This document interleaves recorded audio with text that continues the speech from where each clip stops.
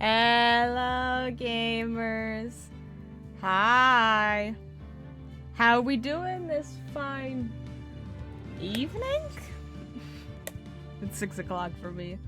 Hello. Oh.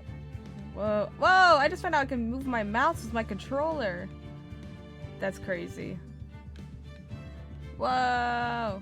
I never use a controller on PC, can you tell? Just for this game. You get to see my wife locked up? No, no, no, no, no, no. She's innocent, I tell you. She'd never do anything evil ever. Ever, ever. Move my window. Whoop. Move that over there. Okay. Are we ready, folks? Hop on into this. I don't remember. I think we were on, we were in the middle of, like, just starting a new testimony. Yes! Alright. Hold on one moment. Here we go! Hi, Manny. Welcome back.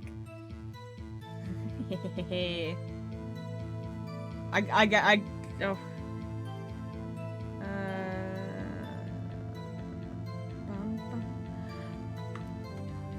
Lana Skye intended to murder Detective Goodman. That's why she called the victim all the way to the prosecutor's office.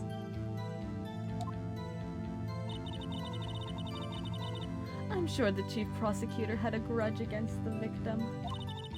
Nothing else could drive that human machine to plunge the knife in again and again. Jeez. The victim was summoned from the police department to the prosecutor's office. It does sound like a lot of premeditation, doesn't it? So, if I ordered a pizza, does that mean I'm planning to kill the delivery boy? Yes, Emma. That's exactly what it means. In any case, the defense may now cross-examine the witness.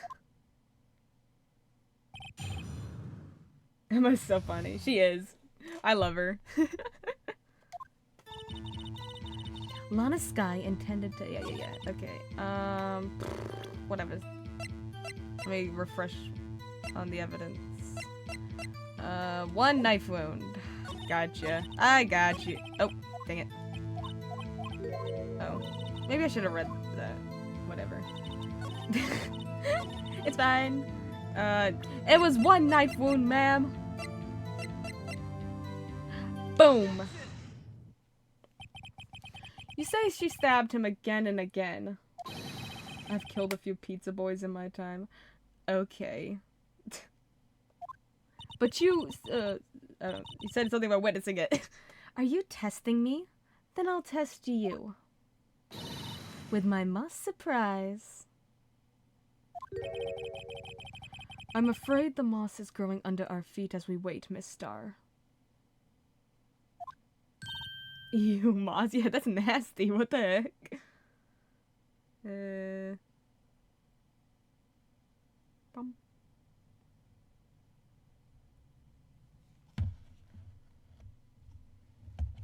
Huh? What do you mean? I shouldn't have to explain this, but take a look.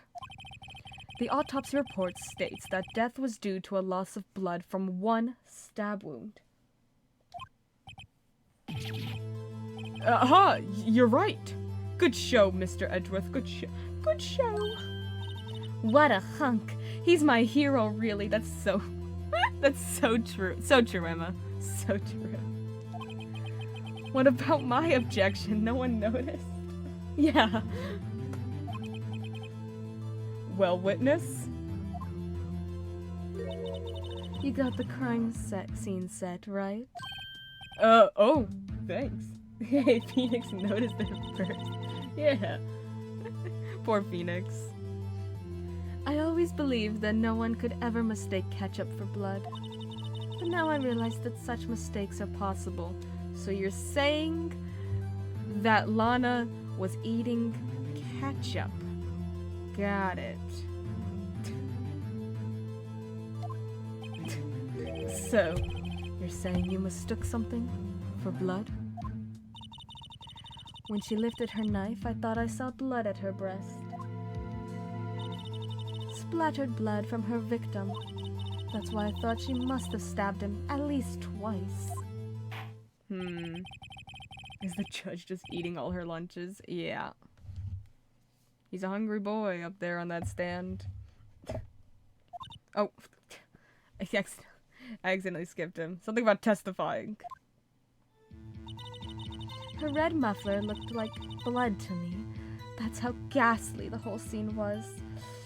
Red muffler.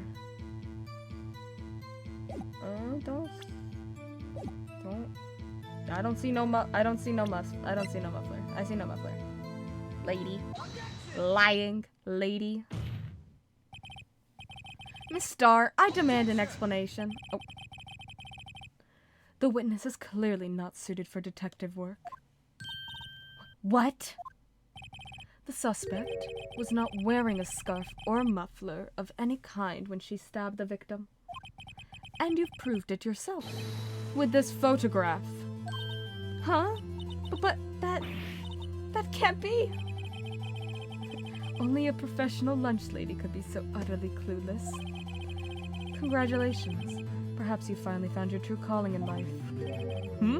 Harsh words, but good. He did it again, stealing Wright's thunder. I know. Coming in for... What the heck? Won't let me have my moment in the stars. He's got to take all the glory. In the end, Mr. Edgeworth prevails. What was my objection? Chopped liver? But it was there. A scarf. No, not that, but something red, really. Well now, where were we? The witness has given us an entertaining interlude, but back to business. What? Very well, witness. Continue your testimony. You saw the crime and apprehended the suspect. Tell us about that. Very well. I do remember some things accurately, at least. Ultimately, we couldn't shake the most important part of her testimony. The most important part?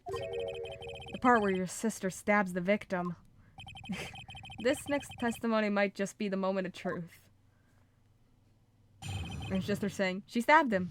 The end. Apprehending the suspect. After the murder, the suspect attempted to run behind a partition off to her side. I quickly caught her, explained her rights to her, and arrested her on the spot. Oh yes, when I arrested her, she mentioned the muffler. That's what had me confused in my earlier testimony. The chief prosecutor made to escape, but against Angel Starr, resistance is futile. You are quite determined about this scarf, aren't you? You won't let it go, will you? I strike like a snake and bite like a cobra. That's me, Angel Starr. That wasn't a very good metaphor. Oh, dang it. She's a lunch lady, not an officer of the law. Well, she's an ex-detective. She's an ex-detective. Don't bother me with details unless you want to get bitten. No thanks. Note to self, Mr. Wright is weak against poisonous snake bites. The chief prosecutor tried to resist, but her efforts were in vain. She knocked my hands aside, kicked over an oil drum. An oil drum? Hard to imagine. Oh, she's beautiful but deadly. A predator, this one. A leopard woman. Rawr. Very well, Mr. Wright. Your cross-examination, if you will. Okay. Apprehending the suspect. She ran off to a partition. Okay. So where is this partition on the floor plans? I'm sure she means the wall next to the car. That's right. There was a wall there, about 6 feet high. She was obviously trying to hide herself. No one can find me here in this little tiny corner of space. Quite a natural thing for a criminal to do. And what did you do then? Quickly caught her, explained her rights to her, and arrested her on the spot. You say quickly. Were you close to the suspect? As I just said, I was only 30 feet away from her the whole time.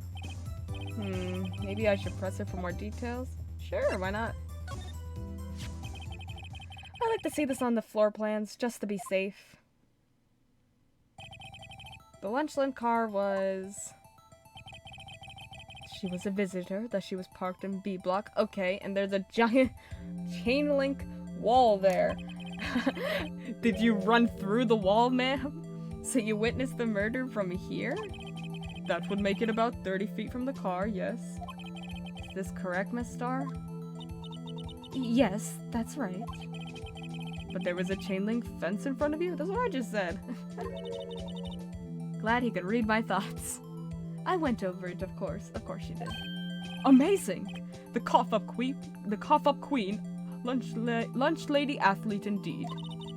It would have taken her a little time to climb over the fence, so she couldn't have gotten to my sister that fast.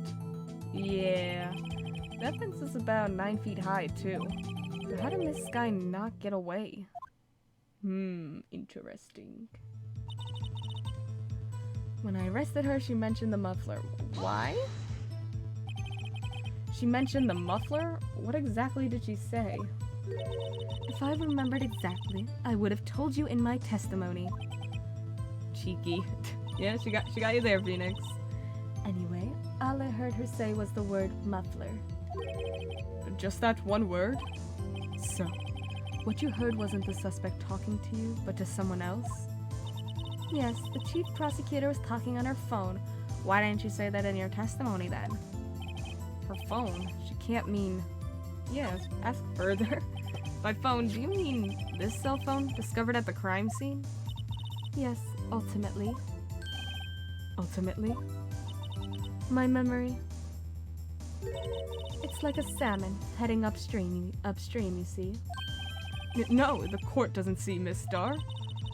The chief prosecutor first attempted to use the phone hanging on the wall. On the wall? That's right.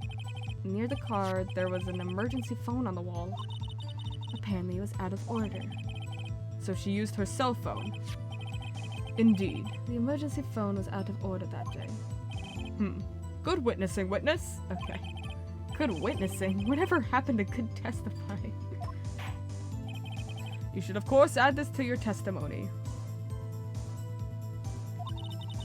The things I do to please this rookie defense attorney.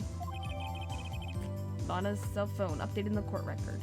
The word muffler was overheard during a call made to Emma at 5:18. Interesting. I saw it all, how she tried the phone on the wall but had to use her cell instead. Okay. Do you think you could restate your testimony for the court? Aha! I was going to ask the same thing. I'll only say this one time, so listen close, rookies. The chief prosecutor stabbed the victim and ran behind the partition. Then she picked up the emergency phone on that wall, but it was out of order. So she pulled her own cell phone out of her pocket. So how did you see all that if she was standing behind that wall? And during that time, you climbed over the chain link fence. Then I boldly grabbed her arm. The chief prosecutor hung up her phone. And you saw her doing this? What is it, Mr. Wright?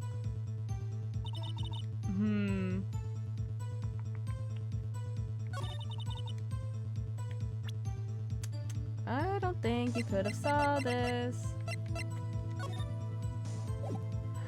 Boom! Got you.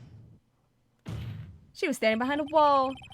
Unless you have X-ray vision, Miss Starr. Miss Starr, I have to conclude that you have a personal grudge against Miss Lana Skye.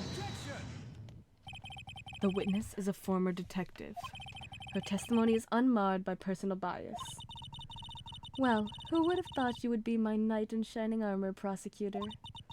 You who, together with the chief prosecutor, kicked me out 2 years ago. Ooh.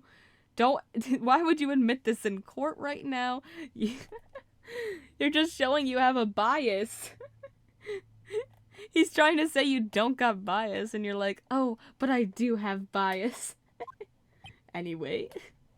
Drama. Ooh, oh snap. Well, Miss Star, this is a fatal contradiction with your testimony. How do you explain this? I don't know what you're talking about. Mess with me and I'll make you cough it all up. Let's look at the floor plans. You said you witnessed the crime from this point. However, if that's true, you couldn't possibly have seen Miss Sky making that phone call. I believe you see what I'm getting at. Ooh. That emergency phone was on the back side of this partition. If indeed you were in B block, you couldn't have seen it. What? Got her. Order, order. What is the meaning of this? It's simple, Your Honor. She's not coughing up lunch. She's coughing up lies. Ooh. Yeah. Oh, jeez. That's quite a claim, Mr. Wright. Perhaps you allow me a question. Finally, Wright got a score over Edgeworth. Yes! I'm allowed to say words! Tell us exactly what lie this witness has told the court. Here's where the counterattack begins. Can't afford to get this wrong. The witness lied about...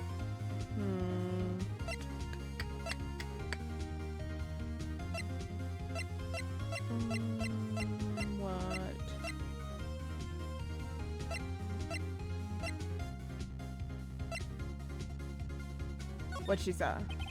She lied about what she saw. In other words, she didn't see Miss Sky using that emergency phone. Does seem hard to imagine how she could have. Very logical. Oh, what's the matter, Star? Cat got your lunchbox? Mr. Wright, I hate to bother you while you're celebrating your victory, but why would Miss Star lie like that? Huh? Why would she say that my sister had tried to use the phone but failed? Doesn't make any sense. Why lie about something so insignificant? Oops. I feel like I clicked the wrong one. Oh, dang, she's right. I mean, maybe she really did see her try to use the emergency phone. I see no room for doubt here. You ordered the patooey on rice, right? Mr. Wright, I thought you had something there. Oh no! Ugh, one more try. I see it in your eyes.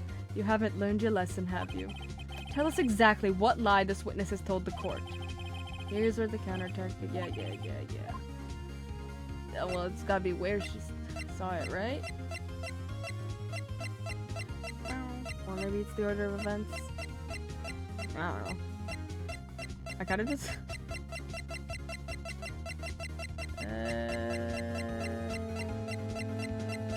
Oops. Yeah, I think it's weird too. I think I hadn't thought of that. Yeah, okay. Yeah, it's where. Thank you for the orange peel box. Thank you. So sorry. It's definitely where. It's where. Miss Sky tried to use the emergency phone, but it was out of order. What is significant about this fact? Nothing. Therefore, it would be pointless for Miss Star to lie about it. Listen, shh. Nothing happened. Pointless to lie. I see. Yeah! Ignore what the other two things I said.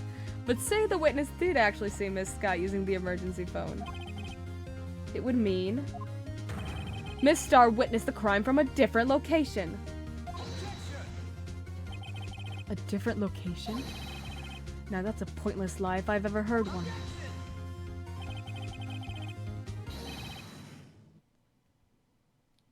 It's only metagaming if you...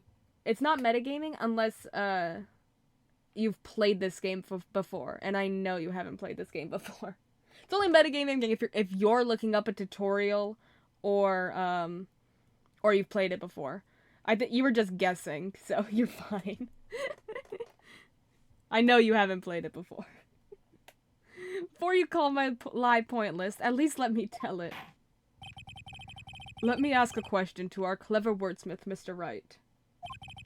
Just where was the witness when she saw the crime? Like, if you're, like, looking up a tutorial and telling me the answers, that's, spoiling the game. Just where was the witness when she saw the crime? All the testimony we've heard until now points in one direction. The place from where Miss Starr witnessed this crime was here. Well, she saw the telephone, then she had to be on this side of the room, and obviously the security room, because... Oh yeah, she was bringing lunch to her boyfriend. Right? She said that. Right? Didn't she say that? This is the only place where she could have been. The security guard room? Indeed, the security room in the underground parking lot is well positioned. It's built on the second floor so you can see the entire lot. She would have been able to see the emergency phone from there. But why there? There are many other places where she could have seen the phone. Not in this case, Your Honor. The witness, not being part of the prosecutor's office, couldn't park in A block. The only place where she could have seen the crime and the back of the partition is here. I remember in your testimony you said you brought a lunch to your boyfriend in the security guard room. Yes, got her. Well, Miss Starr, how many years have I been getting the better of men? To think that the tables could be turned. Today a man has got the better of Angel Starr.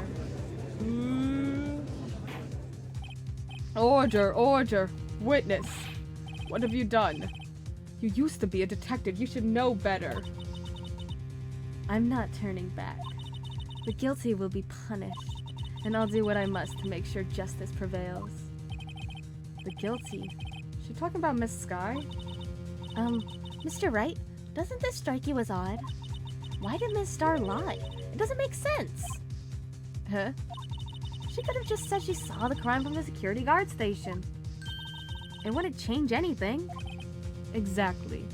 Seems like it changes a bit, because there's a reason she changed it.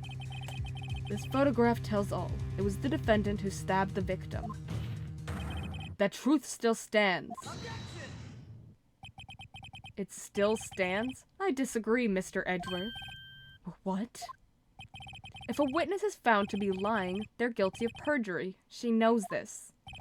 She wouldn't risk that without a good reason. So tell us what her reason was, Mr. Wright. Me? Who else? Mr. Wright, let's review what we know. Got it. Miss Starr witnessed the crime from the security guard station. But she lied and said she saw it from B block. Must make a vital difference, but what? What would change?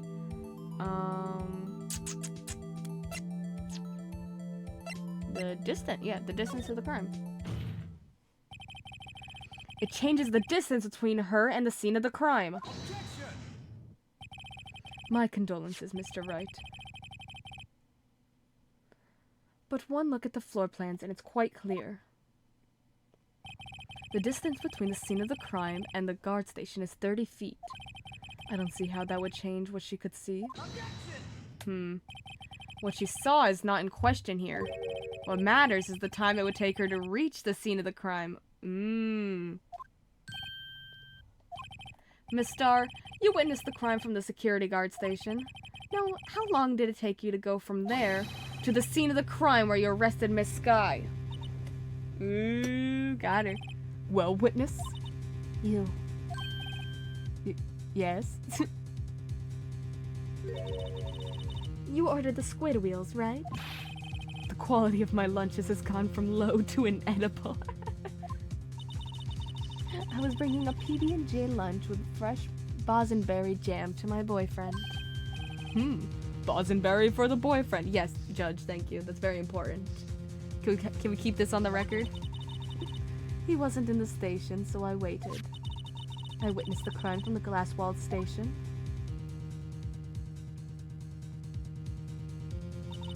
And before I knew what I was doing, I found myself running towards the scene. But the door was locked. I couldn't open it.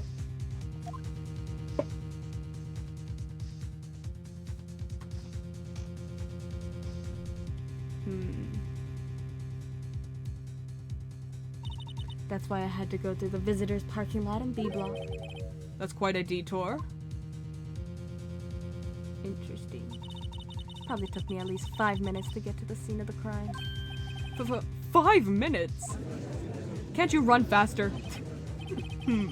This changes things considerably.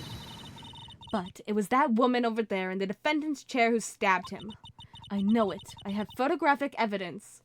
It doesn't look like you have evidence of the stabbing, though. I swear it. I swear it on my finest plastic spork. You have a point, and a spork is a wonderful invention. Okay, Judge. Would you like another caviar lunch? Absolutely. Uh-oh. Mr. Wright, you have to do something. Do I have any evidence to stop this? Raise an objection. Sure, probably. 5 minutes between the witnessing of the murder and the arrest? Think about it. You can make pasta in that amount of time. If you like it al dente. I've got lunch boxes that tie pasta into knots, rookie. A 5-minute blank? Isn't that strange? Strange. If you were a criminal, what would you do with 5 minutes, Your Honor? Well, I guess I'd flee the scene. Hey! We got him! Arrest the judge, everyone. We got him. He admitted he'd flee. Don't get the wrong idea. I didn't kill anyone. But you have the instincts of a killer. You would run, but this time was different. This guy dawdled at the scene of the crime. She even had her picture taken. No true criminal would act this way. It's inconceivable. Yeah. Oh, got her. Your Honor, my client is innocent. Well then, it seems we've come to the end of this testimony. The witness has a grudge against the defendant and a blank in her testimony. Mr. Edgeworth, is the next witness ready to go? Alright, on to the next. Unfortunately, I appear to have overestimated this witness on account of her professional history. So if she's waiting in the security guard's office to see if she'll show up, then perhaps it'd be just enough time to take 5 minutes to get the perfect photo until she opens the car boot. We did it! We screwed that can shut, Mr. Wright. That was too close. I'm afraid that the cough-up queen has been dethroned. And with that, court is adjourned. Uh-oh. Nope. Who said it? She said it. Mr. Edgeworth, you ordered the squid wheels, right? That's the one she tried to foist off on me. I prefer to not take the defense team's leftovers. Ooh. Anything else to say? Ooh. I might be able to save you. I have decisive evidence. What was that? Is this another one of her trick lunchboxes? My apologies, but we have no further questions to ask of you, Miss Starr. Ah. Is this your jumbo lunchbox? Woohoo! A triple-decker! Oh my gosh, Judge. Out of deference to the witness's determination, I will allow one more testimony. Oh my gosh. Let's hear about this decisive evidence. Like the Lunchland motto says, you won't be disappointed. What's she going to pull out of her lunchbox this time? Alright, decisive evidence. Here we go. I should have mentioned those 5 minutes when I wasn't looking at the crime scene. And now, to the matter of the victim's shoe. Did I not bring this up? No. 2 types of blood were found on this shoe. One was, of course, the victim's, and the other blood type matched that of the defendant, Miss Lana Skye. The shoe proves it. It's flawless, decisive evidence. What? There was blood found on the shoe? Try Lunchland for all your lunch and decisive evidence needs. Witness, what's the meaning of this? Why is this the first time I've heard of this evidence? Simple. As I've already said, I don't trust you with evidence, Mr. Edgeworth. Ooh, got him. That's why I took the liberty of investigating this myself and not telling a single person. Withholding evidence from the court. And you had blood tests performed? Didn't I mention? I have 3 boyfriends in forensics. In any case, Your Honor, I can't accept this as evidence. What? You must know the 2 rules of evidence law. Rule 1, no evidence shall be shown without the approval of the police department. In other words, the shoe is illegal evidence, at least for the time being. Is that right, Mr. Wright? Seems so. Edriff sure is celebrating. Although that's the first time that rule has ever been used in this courtroom. Not so fast, Mr. Edgeworth. Don't forget, I used to be a detective. As I mentioned previously, this shoe has already been tested by a member of the forensics department. As you can see, it was approved by the police department as of today. Even the general public can produce official evidence, Mr. Edgeworth. No. Ugh. Is that right, Mr. Wright? It seems so. Edgeworth is looking pretty sullen. Yeah, just a bit. You could at least study some evidence law, really.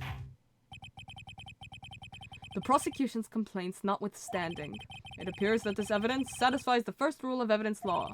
However, it seems you have yet another count against you, witness. Anything to ensure that the guilty are properly judged. White enamel shoe bears traces of blood from Goodman and Lana Sky. Very well, Mr. Wright. You may cross-examine the witness. Alright.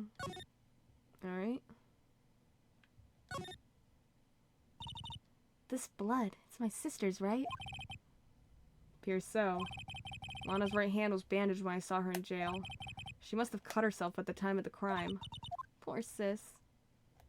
Ooh. And on the foot of the shoe. Ah! There's blood here too? On the sole of the shoe? It's gotta be the victim's. He must have stepped in a puddle of his own blood. Ugh. All this blood. It's horrible. This blood might be an important clue. Interesting. Interesting. Oops. Alright, we checked it.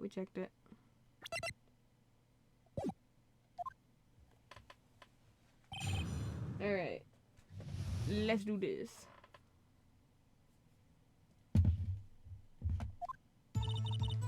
Should I mention the 5 minutes on the crime scene? Victim's shoe. Did I not bring this up?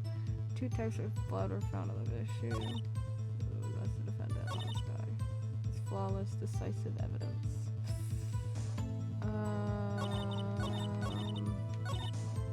Okay. Why did you lie about those 5 minutes? I guess you could say I just wanted people to look at the results. The results? How many times do I have to say this?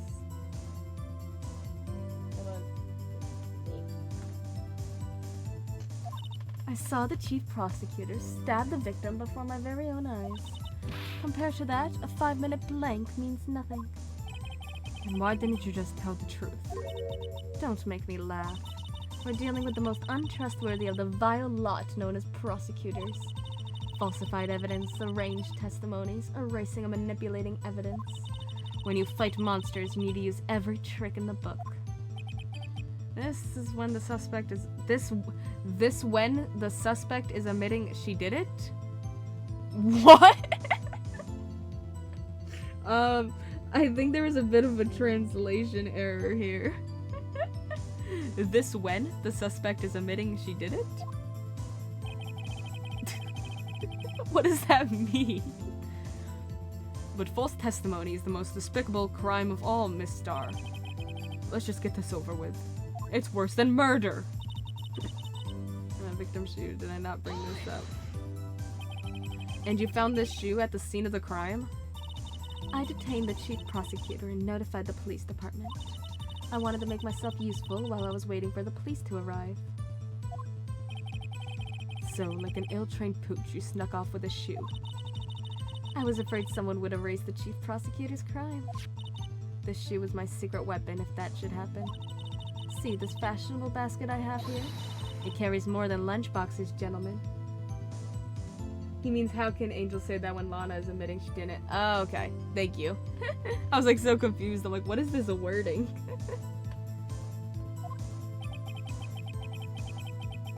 Happy for you and your lunchbox bag, really.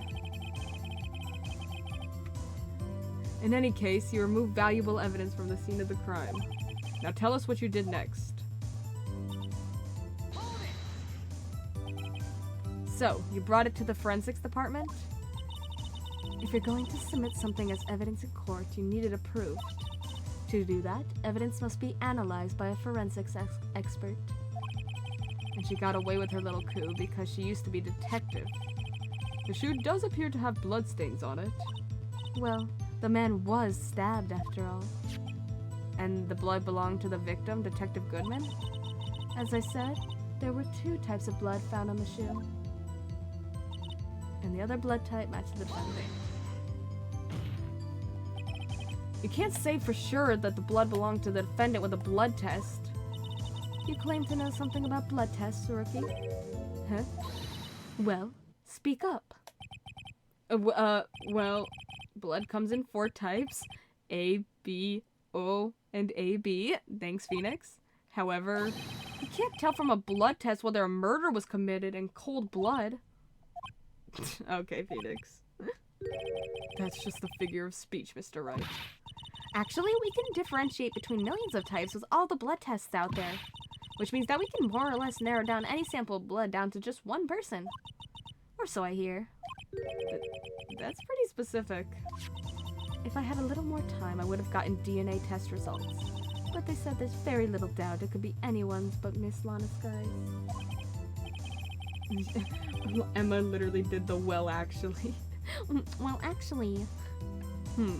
So the suspect's blood was found on the victim's shoe. That ties her directly to the death of Detective Goodman. I was afraid he was gonna say that.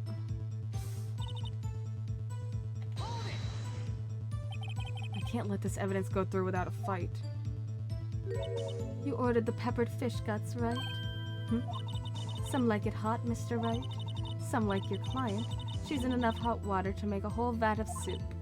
Mr. Wright, do you or don't you have a problem with this shoe? A problem? This is critical. Is there a problem with the victim's shoe?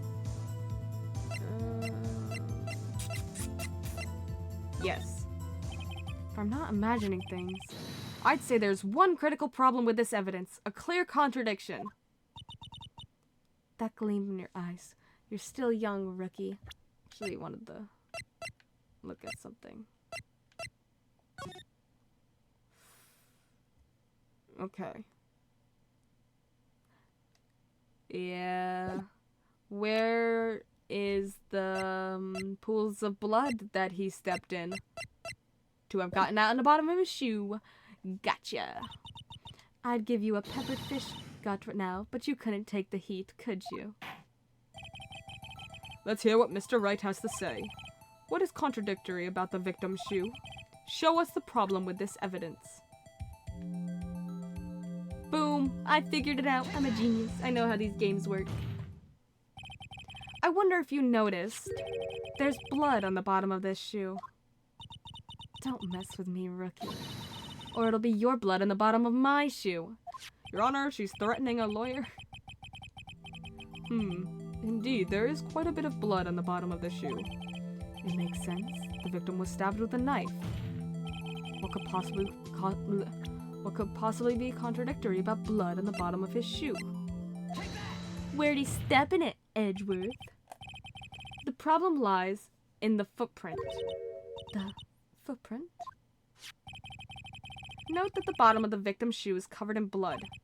Then, isn't it strange? Why weren't any bloody footprints found by the scene of the crime?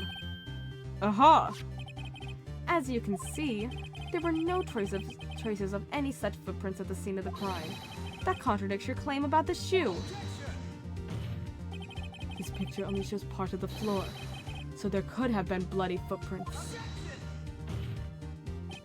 Then where are they, Mr. Edgeworth? Because we checked the scene and found nothing of the sort. Order, order, order. Well, witness? What? Huh. Great going, Mr. Wright. But it's true that the lack of a footprint is a contradiction. Then we have to ask, why wasn't there a footprint? Oh, I didn't think that far. Oh, that's true. There has to be a reason why there wasn't a footprint. Think, Mr. Wright, think. I don't know why it's not there. I'm just good at finding contradictions. That's all I'm good for. What?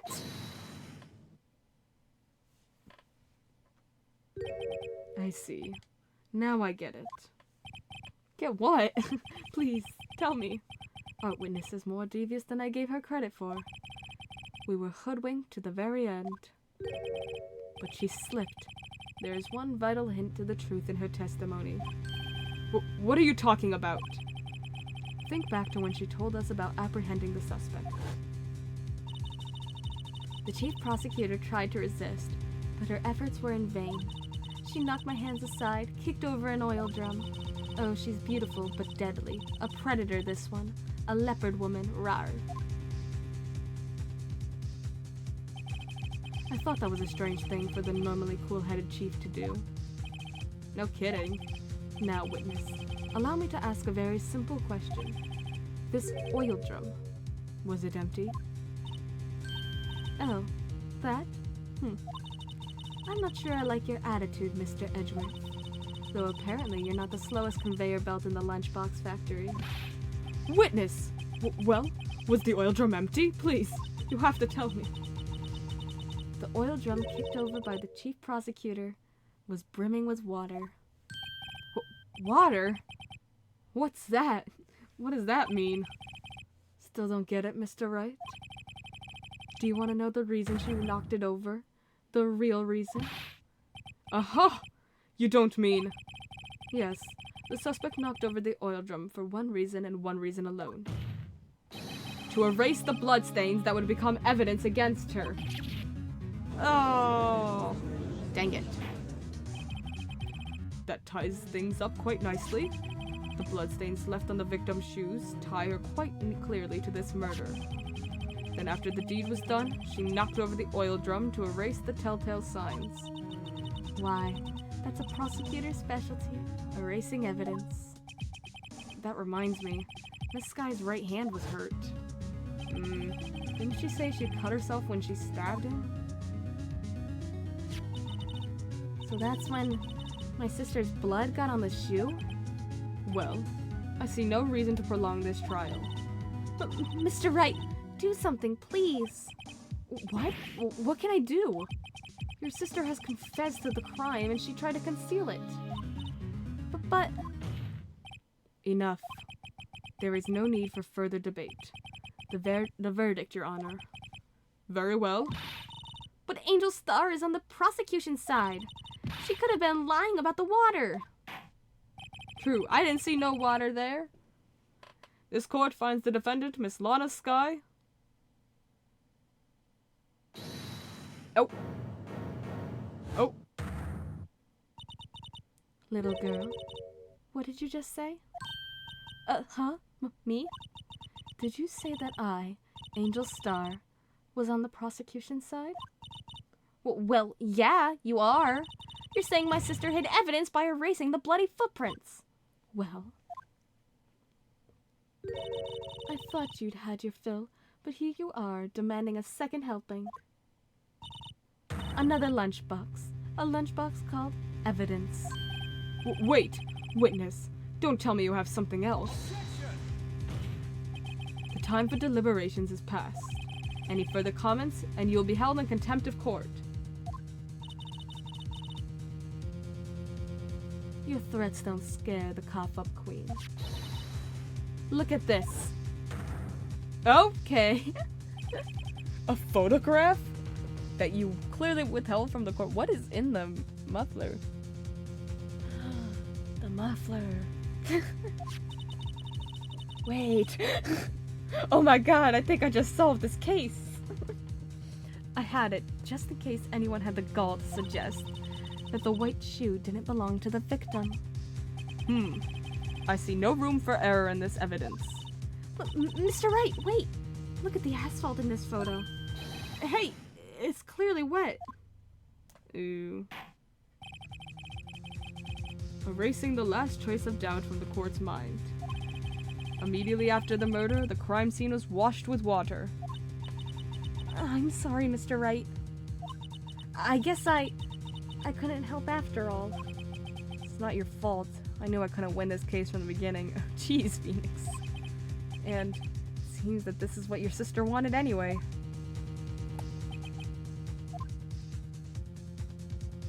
I'm sorry, Mia. Oh! Right. Wet or not. Mia, you're here! Don't be so quick to throw in the towel. Mia, you're here! Get yourself up off the asphalt. Take another good look. Don't give up. Not until the bitter end. This is the last piece of evidence. Very well. This time I'd like to declare a verdict for good. Ooh! Your Honor, wait! He's like, I just wanna end, I was gonna say, I just wanna end this trial. What is it with you people? Can't I hand down my verdicts in peace anymore? Whatever it is, can it wait? No, it can't. Then it'll be too late. Look at this photograph. The last one submitted. This trial isn't over until we give each piece of evidence proper consideration. So right. You're so right. Are you saying there's a problem with this latest piece of evidence? Yeah. Do you not see it? Does no one else see it? Yeah, I'll think later. Yeah, there's a problem. The ghost in my head told me so. Right or wrong, I've got to go ahead with this. I suppose since we've come this far, we should give every claim a fair shake. Very well, Mr. Wright. Show the court the problem in this photograph. There's something in the muffler. Boop. The problem in this photograph is here. What's this? There's something poking out of the car's muffler.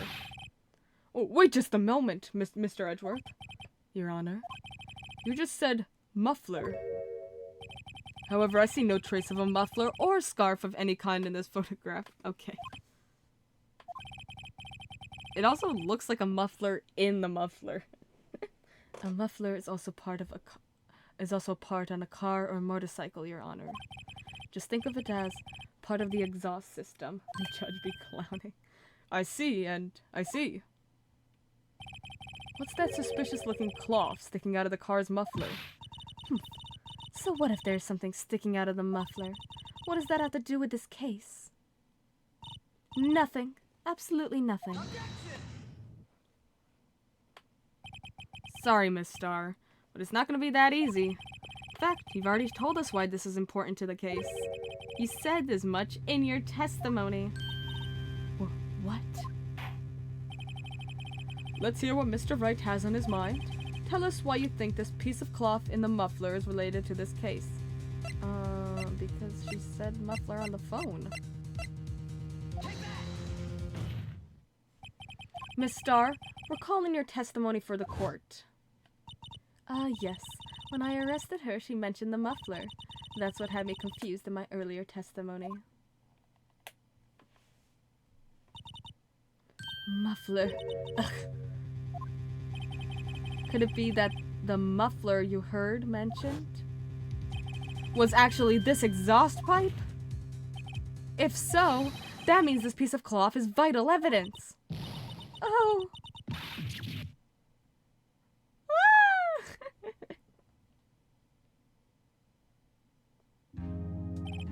Well, it seems we will have to suspend the proceedings. Suspend? I find myself wondering about that piece of cloth. If we leave any question unanswered here, we do a disservice to the law. Have the car at the crime scene inspected at once and bring me that cloth. The verdict will wait until after we've seen all the evidence. Agreed? I suppose so. Phew, that was close. But we made it, at least for now. This court will adjourn for a 30-minute recess. Oh my gosh, we're still going with this day? It's lunchtime after all. He's still... Oh. Oh my god. I can't believe we can hear the judge's inner thoughts speaking in the third person. Wow, that's crazy. Now this is an error. He's still hungry. Whoa, I can hear the judge's voice in my brain. Oh my gosh, that's funny. To be continued. Ooh.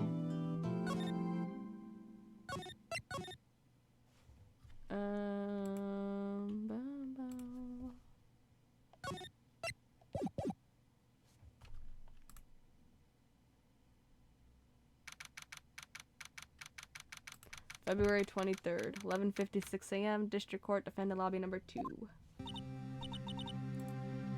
Alright, I will BRB. Literally, like, I'll be 30 seconds. Whoop! Be right back.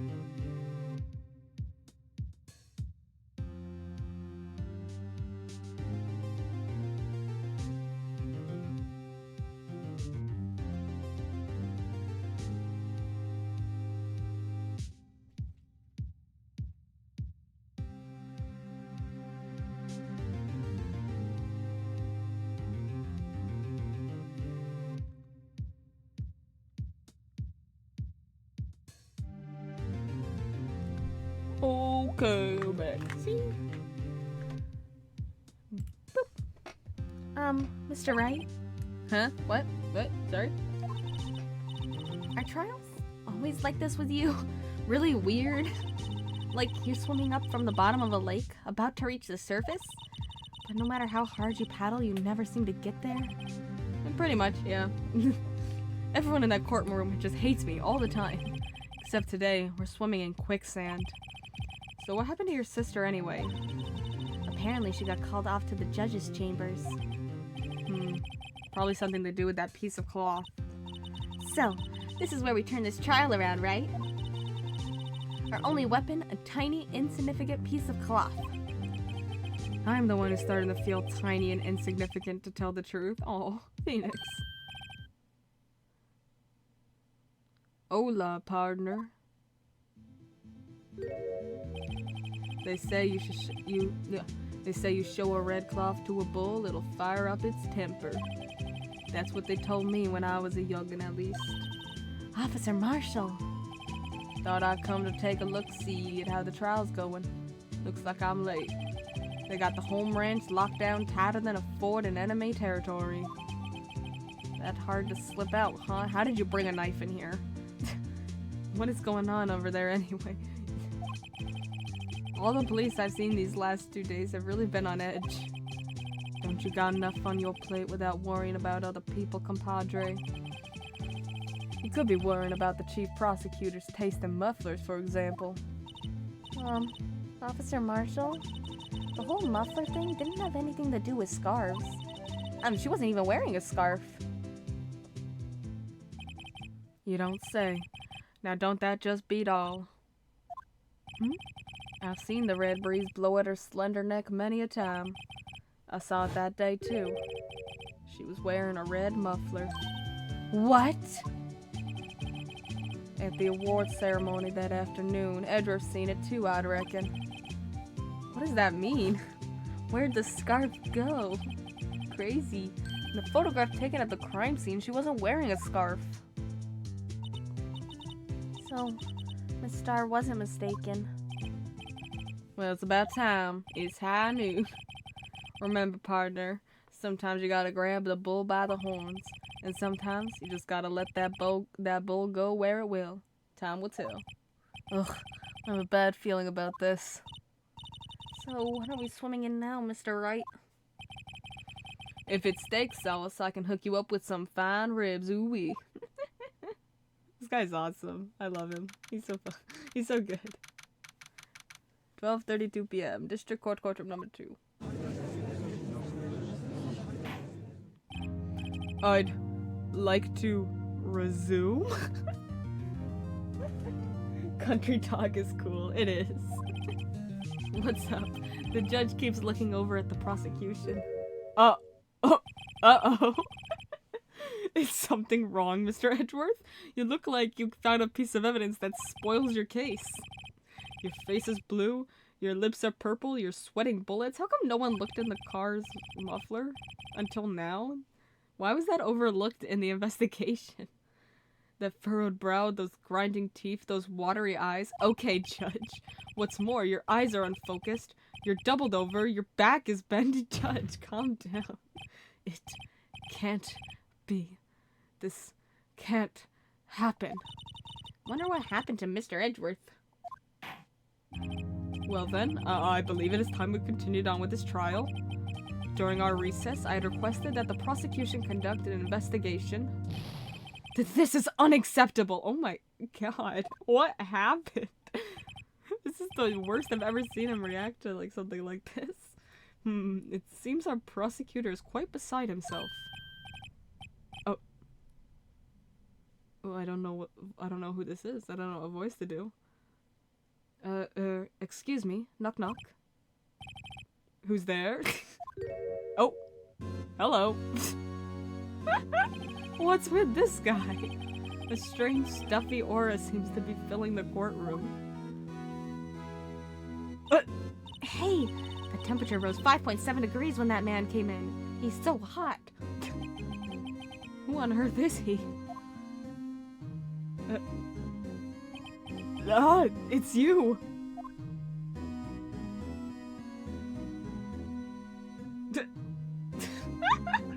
Hello? Oh. Sorry I'm late, Aji. The roads were packed. It's just me. Long time no see, eh, Aji? How you been? Swim much these days? Hello? No, I've been so busy. Busy smizzy, Aji. My boy, you have to make time to relax. Yes, indeed. Anji seems to be his nickname for the judge. Thanks, Emma. You're so astute in your observations. I'm afraid you're right. Very afraid. Sorry, but who are you? Aha! So you're Righto, the attorney. I've heard good things about you, son. Oh, thanks? Everyone's so nice to me this case. It's so lovely. So sorry about our little worthy giving you all that trouble, eh? You know, we should all go swimming together sometime. Jolly. Howdy, Matt. Perfect introduction. Was there a reason for the avocado comment? I'm ill and thought I'd say hi. I'm good, how are you? Little worthy? Mr. Wright, you don't know the district chief of police? Chief of police? He's the top-ranking police officer in the entire district. Oh, he's staring again. Name's Gant. Damon Gant. Pleased to meet you, everyone. Pleased to meet you, too. Have you been added to our court record? Can I read about you? Yes, he has. Oh, I didn't. We got Angel Starr, age 31, mysterious lunch lady, witness to the murder known as the Cough-Up Queen. Jake Marshall, age 33, a patrolman investigating the incident at the Prosector's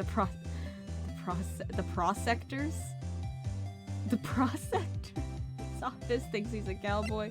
Bruce Goodman, age 36, the victim and a good man, detective in charge of homicide and criminal affairs, Division 1. And Damon Gant, age 65, district chief of police. Though he might not seem it, he's a top dog at the PD. I saw a video of a dude having avocado on chestnuts before I joined, and I was like, Jesus, that looks terrible. So, to what do we owe this honor today? It's been over 2 years since you last came to this courtroom, hasn't it? Well, it's worthy here. Look at this poor fellow. I just thought I'd help out by bringing this. Oh, hey, that's my sister's muffler. So Miss Starr wasn't just seeing things. When the crime occurred, Miss Sky really was wearing that muffler. But to think that it was stuffed into that exhaust pipe. On little Worthy's car, no less. Oh, he's doing the staring again. It's really quite embarrassing, even for us. Anyways, I've been told to sleep to recover, so get some sleep. Get some sleep. Goodbye. Sleep well. Rest well. It's really quite embarrassing, even for us. What's this? It's what you'd call a switchblade knife. Quite perplexing, this. I'm also, like, barely awake. I can't physically open my left eye. Oh my gosh! Go to sleep! Get your rest. Get your rest.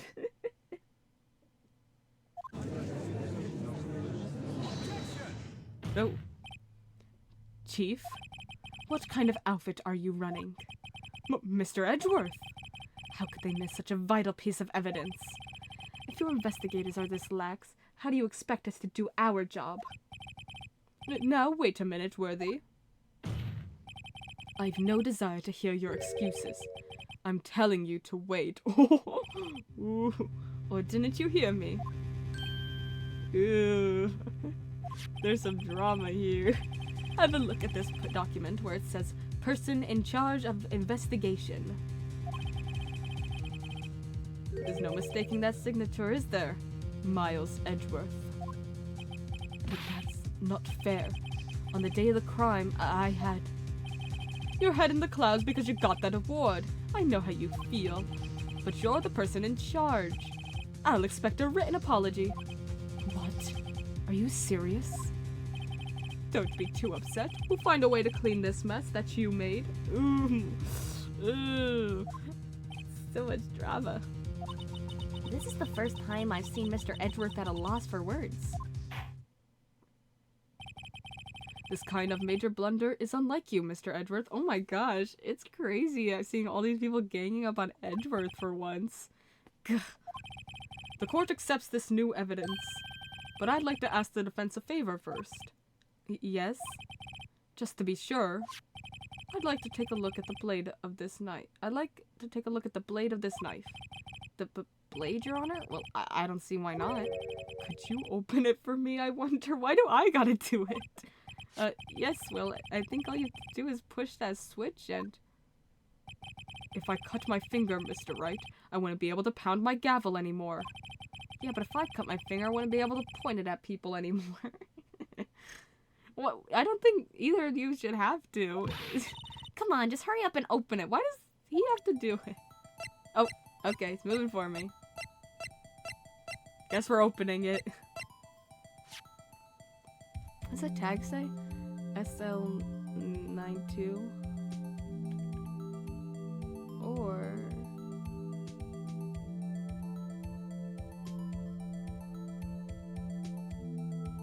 267S, which sounds actually pretty interesting. Ah, don't scare me like that. I'm the one who's scared. They're scared of a little knife. Look at this knife blade. The tip is broken off. And this dark red stain. Blood? Okay. Switchblade knife added to the court record. Found at the crime scene, wrapped in the defendant's muffler, small tag attached. This does not excuse the actions of the police department. Hold on, I want to look at the... Yeah, that's that, isn't it? Yeah, that's the same numbers.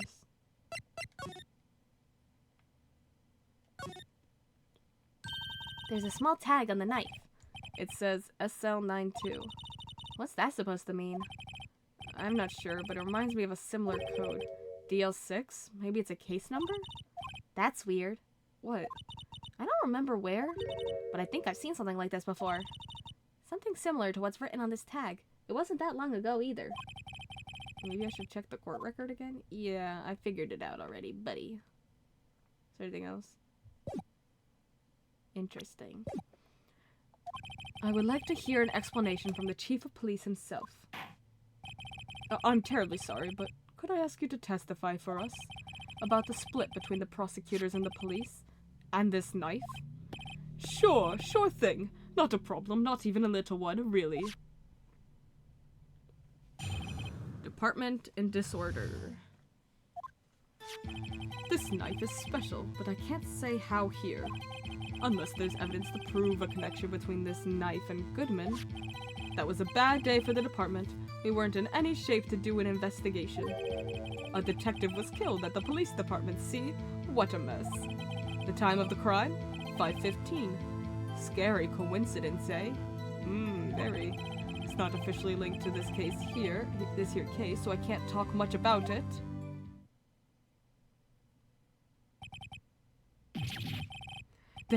There was a murder at the police department? A detective? That's hush-hush information, Udgy. We haven't exactly announced it yet. But wait a second. You said 5:15? That's the exact time that Detective Goodman was killed at the prosecutor's office. Order. Anyway, we at the department were all flustered, as you might well assume. We're in the middle of a top secret investigation. Don't tell anyone, okay? I think we understand the police department's situation. Well, Mr. Wright? 2 detectives killed at the same time in 2 different places? The chances of that are really slim. Scientifically speaking, of course. I'd like to exercise my right to cross-examine the witness. Very well. However, keep your questions focused on the case at hand. Ooh, this case is getting spicy. Very, very spicy. We got 2 murders to solve now. I bet they're related. Just a hunch. It seems like they might be related, or else they wouldn't be bringing it up now. And they've got to be, because between this knife and Goodman. The knife and Goodman? Yeah, because Goodman had this note. It literally has got his name on it, and it's also on the knife. Wait a second. At last. An honest-to-goodness objection. This knife. This has to have something to do with Detective Goodman. What do you mean? Honest-to-goodness, what do you mean from Udgy? This is great. Look at the tag on this knife. It reads SL92. And this is important. Why? Over here we also have a memo that was on the body of the victim. What's this?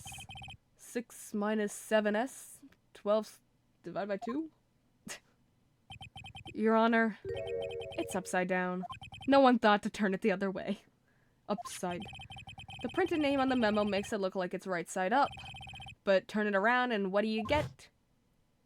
221 SL9. Aha! Whoever wrote this note was holding the paper upside down like an idiot. SL9. That's the same thing that's written on the knife tag. Order. Well, Chief? Well. I guess the cat's out of the bag. You win, righto. I win? What game is this guy playing? This knife was evidence in a case. It was stolen from the department's evidence room.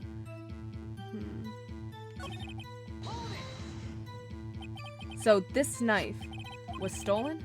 Yes, but on the day of the murder. It was evidence, you say. Was it in fact a murder weapon? Nah. Nice. Good show, little worthy. It was a murder weapon as it happens. Crazy. It was evidence from a case long since solved. So this knife was stolen on the day of the murder? And it was found in the exhaust pipe of Edruff's car? Hard to think there isn't a connection there.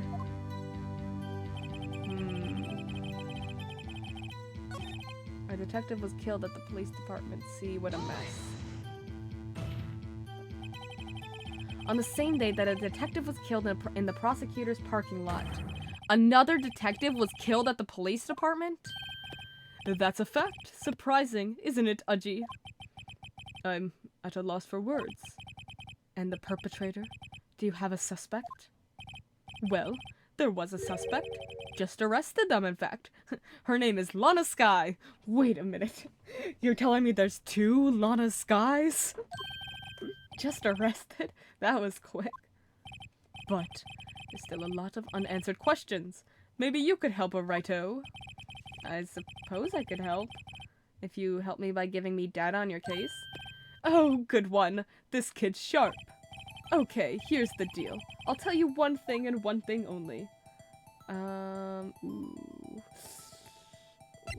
Where the victim was found. So tell me, where was the victim found? Well, I can't speak on where the corpse was found, but I can say the crime took place in the evidence room at the police department. The evidence room? Wait a second. I've heard of that. The evidence room? Didn't he mention that in his testimony just now? This knife was evidence in a case. It was stolen from the department's evidence room. There's the connection between the 2 cases. You seem happy, Mr. Wright. Happy?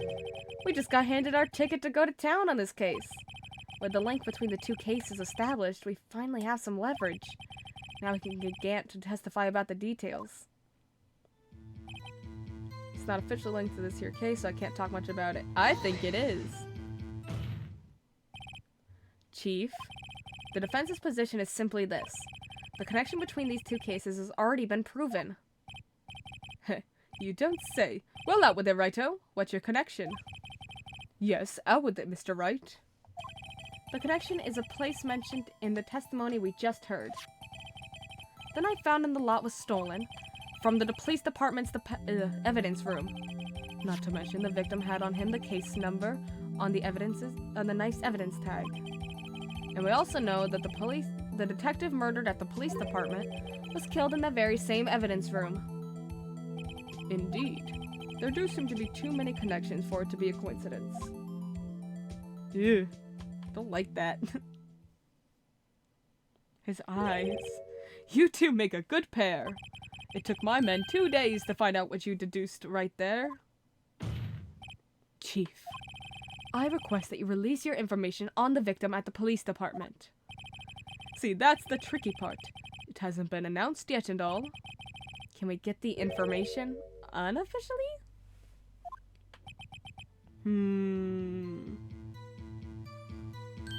Sure, why not? It's unofficial after all. What? Really? Who would have guessed? I'll cooperate, but I can't reveal the name of the victim at the department, okay? I'll cooperate, but I can't reveal the name of the victim at the department, okay? Alright.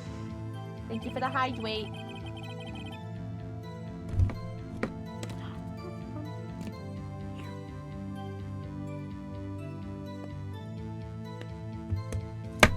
If you're gonna tell us a little, why not tell us everything?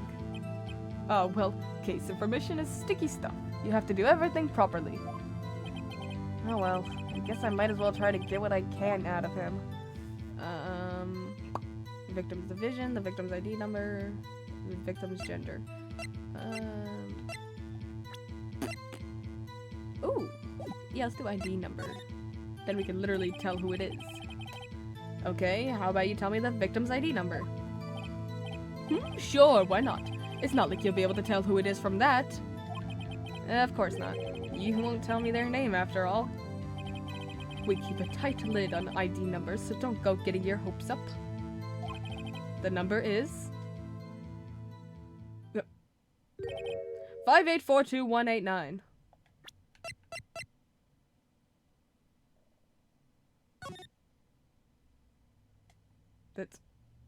That's him. Well, that's quite long. And we have to remember these. It drives me nuts. 8, 2... I can't do it. Imagine if only one number had been different. Dang. Didn't even get the first number right. Well, Mr. Wright, does this tell you anything? Yeah, it's the name of the victim in our case. I mean, it's the same victim in our case. Yes. So the same guy died in 2 places at the same time? Actually, it does, Your Honor. It does. I think. Meaning. It has to be what I think it is. But what does this mean? Well, let's hear what the defense has to say. You say the ID number of the detective who was murdered at the police department tells you something. What does it tell you? It tells me that it's our victim. Witness! What is it, Mr. Wright? You're grinning like a schoolgirl on prom night. No, it's just, I got confused. And this is news. Oh, burn! Got him. Huh? Just come out with both guns blazing, like you always do. The police department, the prosecutor's office, 2 places, 2 detectives murdered at one time. Actually, I happen to have a police ID number here. Oh, spicy. Is it yours? Why would it be his? No, Your Honor, I'm a defense attorney, remember? Where do you think you are right now? This is the ID number of our victim, Detective Goodman. Shame on you, Righto. Personnel IDs are top secret. Detective Goodman's ID number is 5842189. Grandpa needs his dementia pills. Oh. And this means what exactly? Huh? Wait. The ID number we heard from the chief earlier. That started with 82. I forgot to. Didn't even get the first number right again. The number the chief of police gave us was 5842189. Wait a second, Wright. What does this mean? That's what I want to know. The 2 ID numbers are identical. In other words, the detective killed in the police department's evidence room was Bruce Goodman. What does our witness think about that? Oh, sharp as a tack, Righto, sharp as a tack. But wait, Detective Goodman is our victim. He was killed at 5:15 in the underground parking lot. Yet a detective Bruce Goodman was also killed at the police department in the evidence room at the exact same time. That's impossible. So what we're saying is the same person was killed at the same time and in a completely different location? Ooh.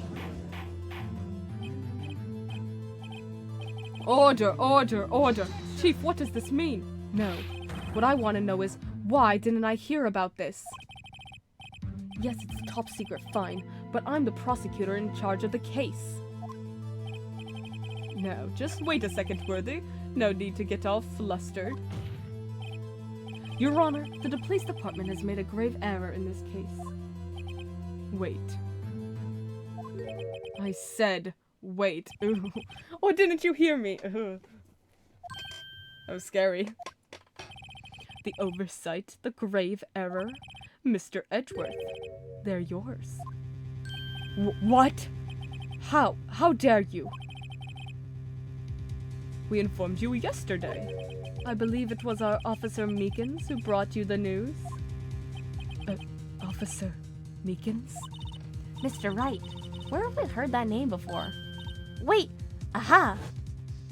Oh, yeah. I forgot about that.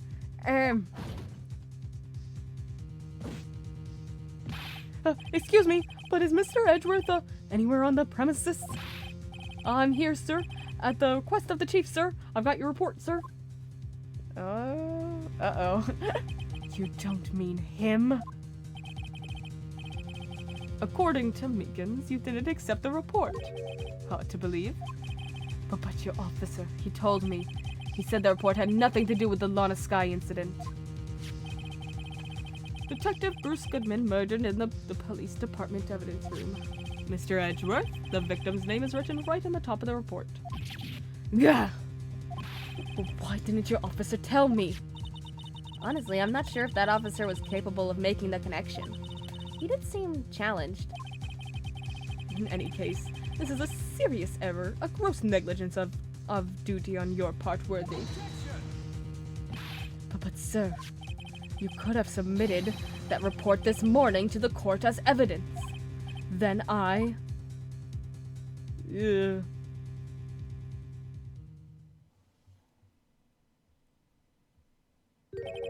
No such luck this time, Worthy.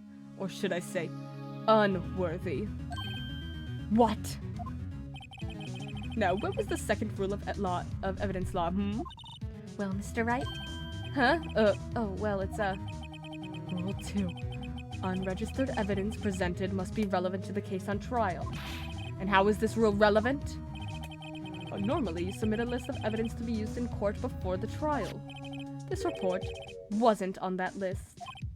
So, what does this mean? I couldn't submit this evidence until a connection was proven in court. This connection was just proven by Wrighto over here. Good job, Wrighto, my boy. I was just doing my job. No. No! I feel bad for Edward Pice. This case is really hitting him rough. But it is how Phoenix gets treated usually, so it's kind of a nice change of pace, though. It seems we have come to the end of this trial. I know you're going through a tough time, Worthy. What with all those rumors? You weren't even in the defendant's chair just this past December. Ugh. I apologize for this terrible lack of due diligence on my part. But Mr. Edgeworth, please, just give me one day.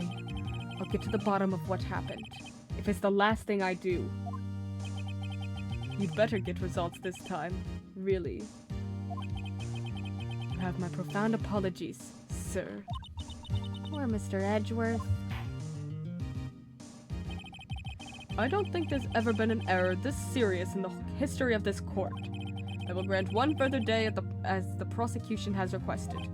Will that be sufficient, Mr. Edgeworth? Yes, Your Honor. Thank you. Whatever your punishment for this is, for your sake, I hope it's not decisive. Ugh. Very well, court is adjourned. Ugh. Gant has a new favorite with Wrighto.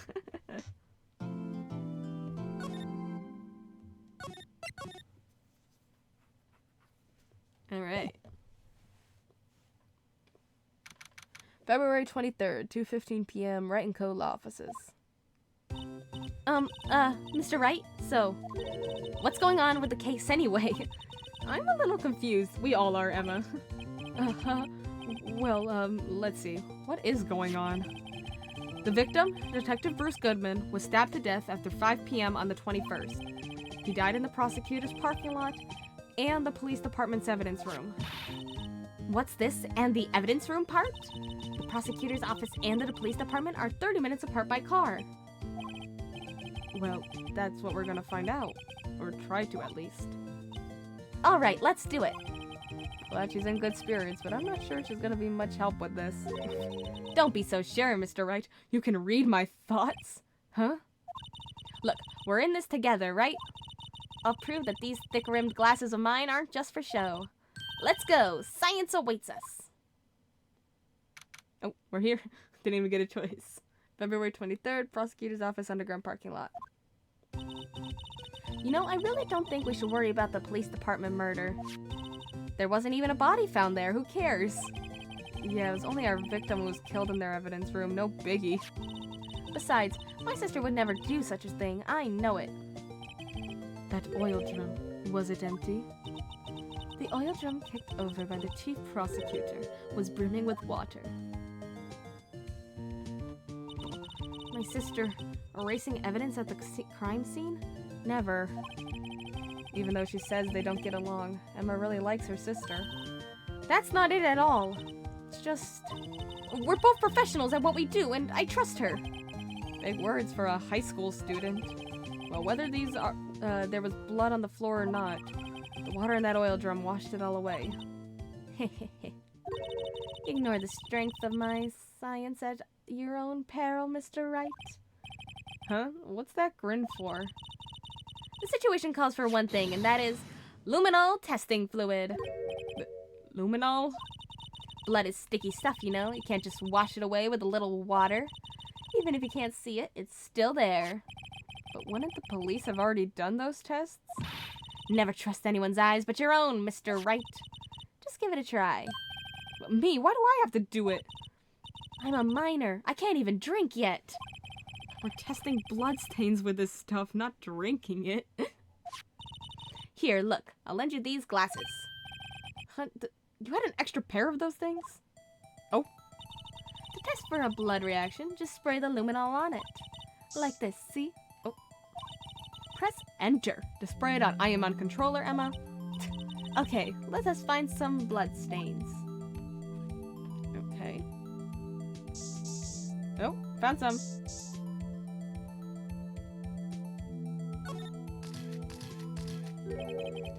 I can see her eyes shining behind those glasses. So, is this the blood stain? Ugh. Emma, you're shaking. It's just that this is my first time seeing real blood. We literally were examining a bloody shoe in court.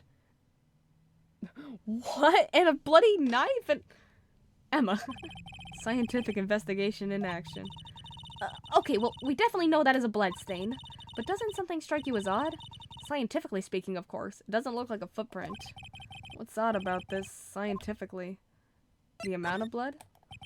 The perpetrator and Detective Goodman fought here, right? Don't you think there'd be a little more blood? I definitely think so.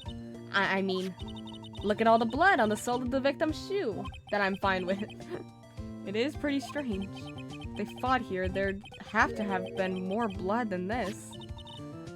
Hey, Mr. Wright? I'm gonna mark up the floor plans when we find the blood stain, okay? Okay. See, I'm pretty handy to have around, right? Yeah, and this stuff's pretty handy too. I saved up my allowance to buy that. Luminol testing fluid. Received from one very proud-looking Emma Skye.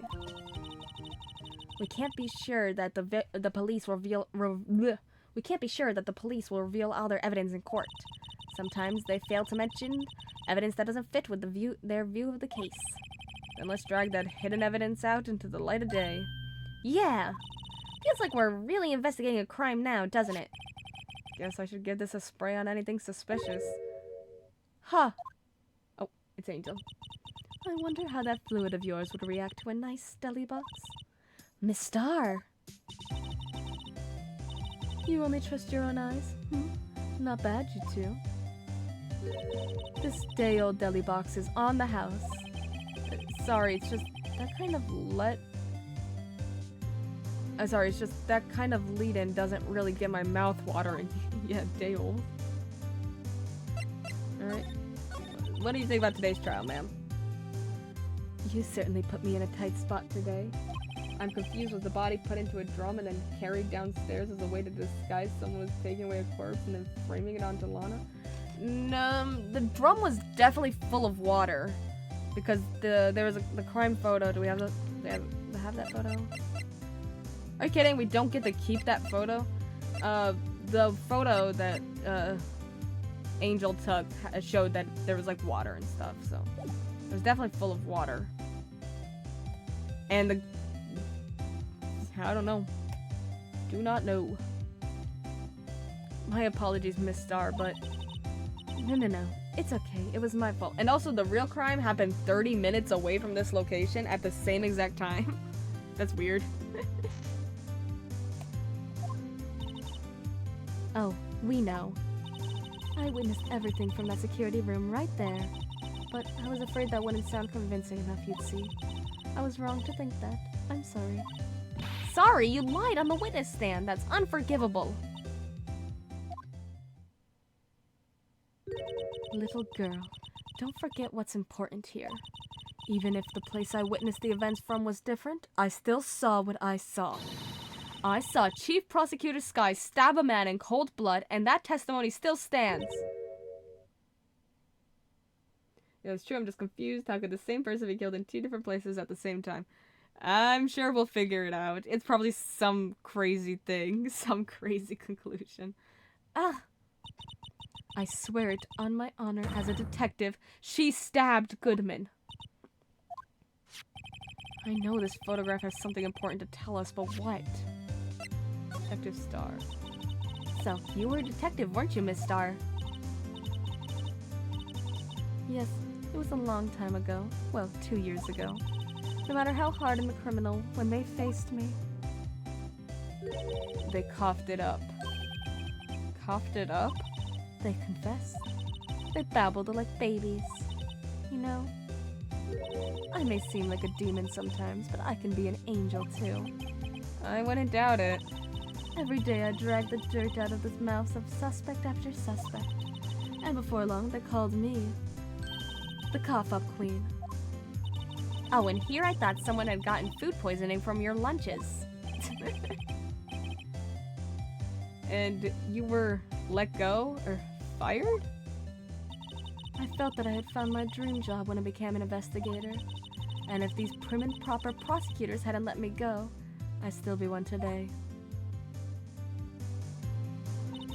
It's all because of that case. The SL9 incident. Ooh.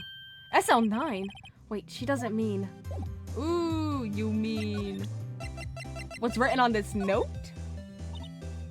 What do you think about this? The SL9 incident? It's written on that knife. And on that note. Goodman.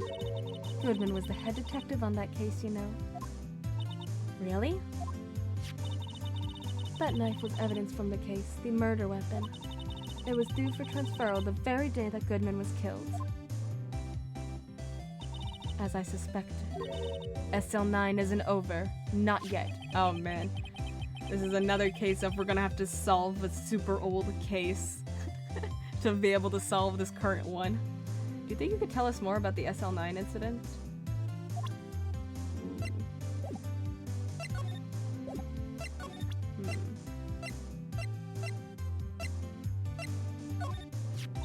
If you think about it, I could have taken that picture from the guard room. But even I get flustered sometimes. So you went straight to the scene of the crime? I rushed towards the chain link fence in an attempt to stop the murder. That's when I took this photo, yes. In other words, 5 minutes after the crime? Those 5 minutes are the whole problem. The hole in my testimony, as it were. The 5 minutes weren't the problem, Miss Star. You lying was the problem. Listen, little girl. I've had my testimony disregarded before, and I wasn't gonna have it disregarded again. Just like that time. That time? SL9 probably. That incident really opened up my eyes to the truth. We're nothing to them. Disposable. Disposable? To who? 2 years ago, it was the biggest case I'd ever handled. Ooh, look at... Who's that guy in the bottom? We got Angel, we got the Marshal, Goodman, and someone we don't know. The police and the prosecutors were desperate for decisive evidence. So they didn't solve it? On the contrary, it was solved quite cleanly. The criminal was caught and executed. Oh my god. Executed? Yes, the criminal got what was coming to him. It doesn't get any cleaner than that. The only problem was, they never did find decisive evidence. Not a shred. What? But the criminal was executed, right? On the basis of evidence of a sort. Made up evidence. What? You mean they executed someone with fabricated evidence? That's actually insane. What? The best part came several months after the trial. Every detective involved with the case was dealt with. They executed them all. Some were demoted to patrolmen, others found themselves out of a job. And you were one of those? Myself and one other person you know well. Wait, could it be? Exactly. Detective Jake Marshall. Oops, I mean Police Department Security Detail Officer Jake Marshall. Ooh. As professional detectives, we investigated that case from every angle. Jake was particularly determined. And then it was over, and he was demoted. However, he hasn't forgotten, and neither have I. You haven't forgotten SL9? There was another side to that case, a hidden side. That's what we're after now. And no one up in their fancy offices can stop us. Wait! This case reeks of revenge. Yeah. Those lunches you sell. There is only one reason I come to sell lunches in this accursed office. I come here to meet old friends, boyfriends that can help me investigate. Miss Star's old boyfriends. How many does she have anyway? Just when all the detectives on SL9 have disappeared, we find new evidence. There has to be a connection. So, Rookie. What? It seems like you're serious about investigating this case. Yes. Then you should take this. Salisbury steak lunch? I know a certain guy who might help you if you tempt him with this treat. Excellent for putting Officer Marshall in a good mood. Okay. Miss Starr? Officer Marshall, is he your, are you going out? Why do you want to know? I was just wondering what happened to him. A long time ago, when he was helping my sister do cases, he was so nice. He got along so well with my sister, it made me jealous. And he was nice to me too, back then. This would be when Officer Marshall was a detective. But now he's so cold. Jake and I are merely cooperating on this investigation. We're putting the past to rest, as it were. Nothing more than that. I see. Thank you. Officer Jake Marshall. Okay.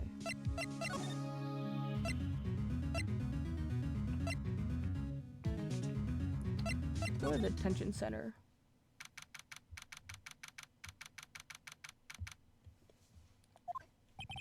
Looks like Miss Sky is in questioning. I hope the detectives aren't yelling at her. How did you kill him in 2 places at the same time? Can you imagine? How's she supposed to answer that? Wait a second. Didn't Mr. Gant say they'd arrested a suspect in the police department murder? Let's come back later. Okay.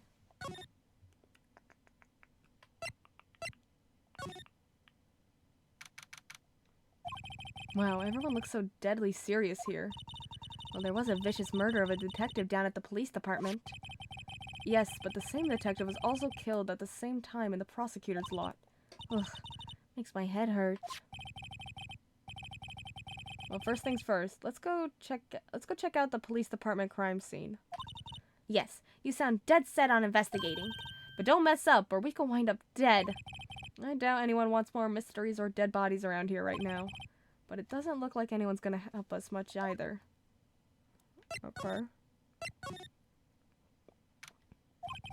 It's even busier here today than it was yesterday. The detectives are running around so fast they're blurring. Suppose it makes sense. A detective did get killed here after all. So the evidence room, the scene of the crime. According to the pamphlet we got at the front desk. Here it is. She's like a kid at an amusement park. Ooh, a real crime scene. Let's go take a look. Okay. I wonder who works here. What's with the decor in this place? It's very eccentric. According to the pamphlet, this is the guard station for the evidence room. So beyond that door is the evidence room? The scene of the crime? Sure seems that way. Oh. What's wrong? It's those cacti. They're so prickly, so imposing, it's hard to think straight. Can't handle the cacti. Stay out of the desert. What I want to know is, if this is a guard station, where's the guard? I have a feeling I know who he is already. Okay. The evidence room is beyond that door. Let's just walk in. It won't open. You thought it would be open? I think we need someone's permission to go in there first. Okay. Look on the floor. A lasso. I'm wondering why they'd killed the detective, though, unless I missed what they said. Maybe sold out when the evidence was supposedly faked. Maybe. Look on the floor. A lasso. Looks like it's set up to trap something. A trap? Here? Wait, I know. Maybe someone was trying to catch a wild bull in here, but the lasso missed. So true. That's definitely what happened, Emma. You sure have an active imagination. I'm not kidding. Looks like there's a video feed from the evidence room here. There's a light blinking below the monitor. It says recording. I bet we could use this computer to check on who went in and out of here. Looks like they got cameras, so it looks like they could have caught the, the murder on camera? Crazy. Like that would happen. The swinging door makes this place look like some kind of saloon. But look, it's nailed shut. You can't get in that way. Of course not. If you went in through here, the cactus would fall over. Ouch. I'd say it'd be more of a yuck myself. Yipes. These sure are prickly. They must be the real deal. I would think just one big one would be sufficient. These cacti are a lot like my sister, actually. Oh my god. How? Encased in a cold, rigid shell, with spines pointing in every direction. Just like her. I'm not so sure I see the resemblance. It's more of an attitude thing than a physical similarity. There's a security guard uniform hanging here. Looks more like a costume than a uniform, honestly. A leather jacket, leather pants, a leather... What was that called again? A punchy, a paunchy, a pinchy? I know, a poochie. A poncho? Wait. Maybe that wasn't it. It's a poncho, but I think I'll keep that information to myself for the time being. Okay. Texas. There's a big Texas sign. Okay, I guess nothing here. Oh. This place is charged with frantic energy, as always. Please! Wasn't that... Oh. What? Oh my gosh. One steak lunch, please. Oh, it's you. Oh, Detective Gumshoe. Now's no time for chit-chat, pal. I'm a busy man. What I really need is a steak lunch from Lunchland. Oh, you mean one of these? Actually, it's not for sale. Oh. I think I just heard the sound of his heart breaking. Now's no time for despair. We've caught our criminal, now we just need evidence. I'm getting tired of all these lunches. The criminal, you mean? You heard about the stabbing in the police department evidence room, right, pal? Oh. On the same day that a detective was killed in the prosecutor's parking lot, another detective was killed at the police department? And the perpetrator? Do you have a suspect? Well, there was a suspect. Just arrested them, in fact. It's the biggest scandal to hit the station in ages. Everything's topsy-turvy. But Detective Gumshoe, who was it? Listen, pal, all I know is I need me a steak lunch pronto. Standing around here talking isn't gonna fill my belly. Nope. Wait, don't leave. If you want to know more, head on down to the detention center, pal. Questioning should be over, so I figured he's down there having a good cry. Later. Okay. He ran off to the evidence room. Well, this investigation is off to a running start. Okay. Let's move.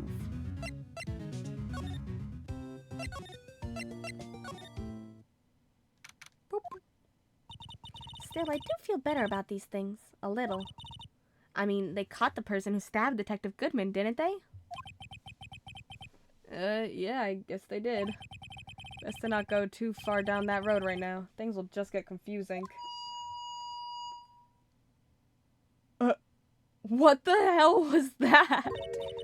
What was that? Sir, that's what I'm saying. Me? A perpetrator? I'd say I was perpetrated against, sir. That's what I'd say. Oh, it's him.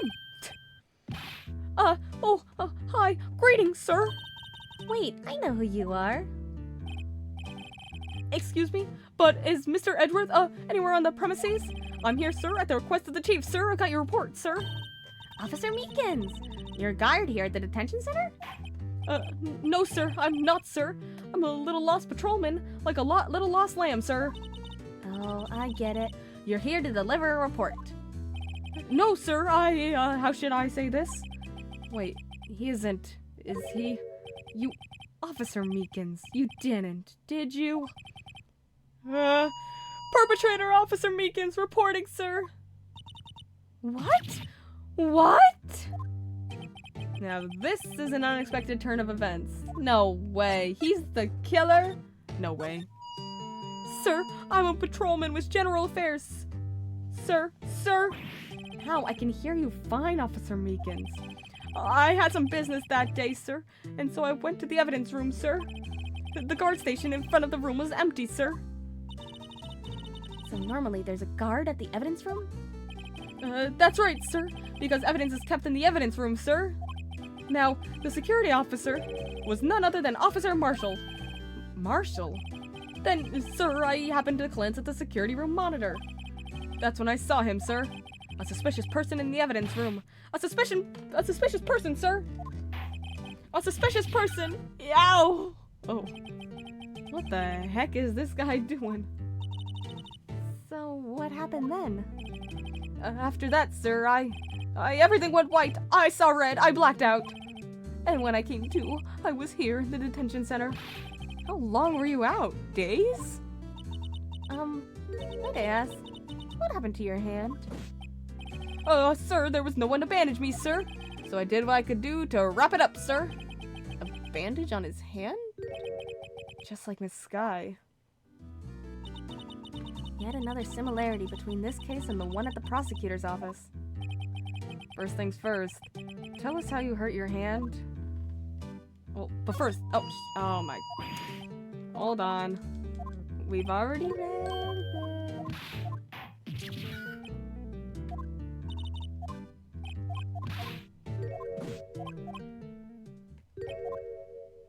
Officer Meekins and Lana are both the perpetrators. Also, the detective had it to win. Alright, the victim. I don't mean to pry, but you are the perpetrator, correct? You killed Detective Bruce Goodman in the evidence room, right? Sir, please don't look at me with those sad puppy dog eyes, sir. If you have to label me as the perpetrator or victim, sir, then label me victim. I would, but you happen to be in detention and alive and well at that? Yes, well, that's true, sir. I suppose you could say that. Did you know the victim, Detective Goodman? Well, sir, if I had to label him as a stranger or a total stranger, then I'd say he leans heavily on the total stranger side. So you didn't know him? Sir, I worked in a tiny department devoid of light or other creature comforts. I don't know any detectives. So if he wasn't a total stranger, why did you stab him? Sir, I had no intention of killing him, sir, none. Nor do I have any recollection of killing him, sir. At least someone around here is more confused than I am. Alright, bandaged ham. Got your hand. Did that happen during the course of the crime? Well, you see, sir, Don't you think you should just confess?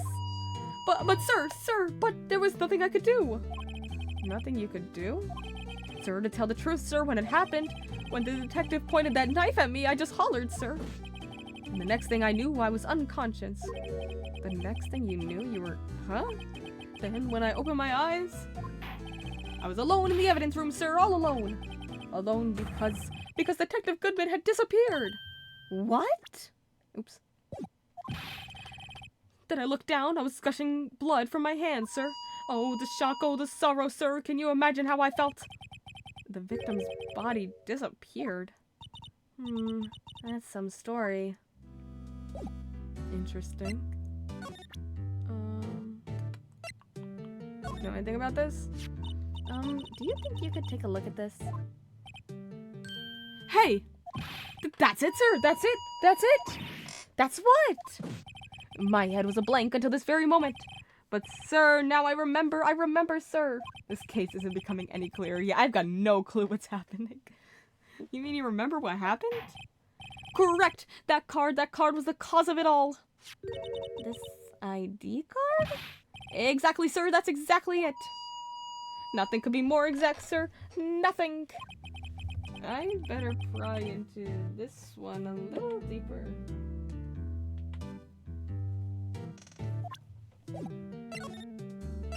Crime details. Can you tell me what it is you do remember?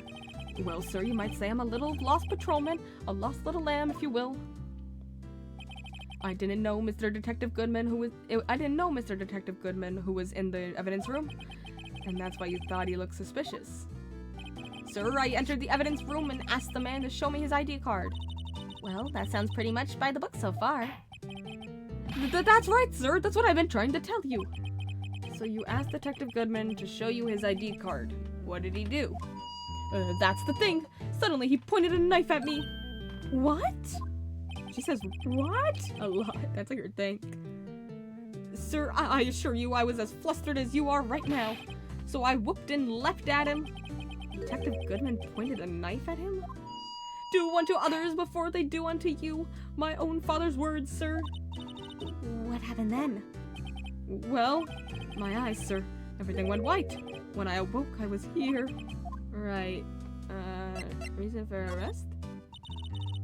So, Officer Meekins, why was it they arrested you? What do you mean, Emma? Well, let's look at what we know. Now, Officer Meekins didn't know Detective Goodman. And the victim, whom he met at the scene of the crime, didn't show his ID card. In other words, we have no way of knowing if the victim was really the victim. And if this body just disappeared from the evidence room, we don't even know if anyone actually died. That's it, sir! That's what I wanted to say! That is, I did say something along those lines. Huh? But you still ended up here? They told me that it had to be him, sir. On that day, at that time, Detective Goodman was definitely in the evidence room. That's what they said. But you don't remember the events clearly? No, but the videotape is quite clear. Huh? Videotape? From the security camera. The crime, my crime, the crime I swore to stamp out. It's there, it's me, it's on tape. And you waited until now to tell us this? My brain has turned into mush. I'm sorry, really sorry, sir. I'll hand over my badge. I don't deserve it. No thanks, I have my own. I guess I better go check out the crime scene. Okay.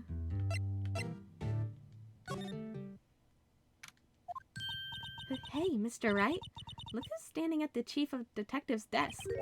It's Police Chief Gant. Nope. And you're sure this is all? You know what it means if there is anything missing? Sir, I'm sure it's most likely totally perfect.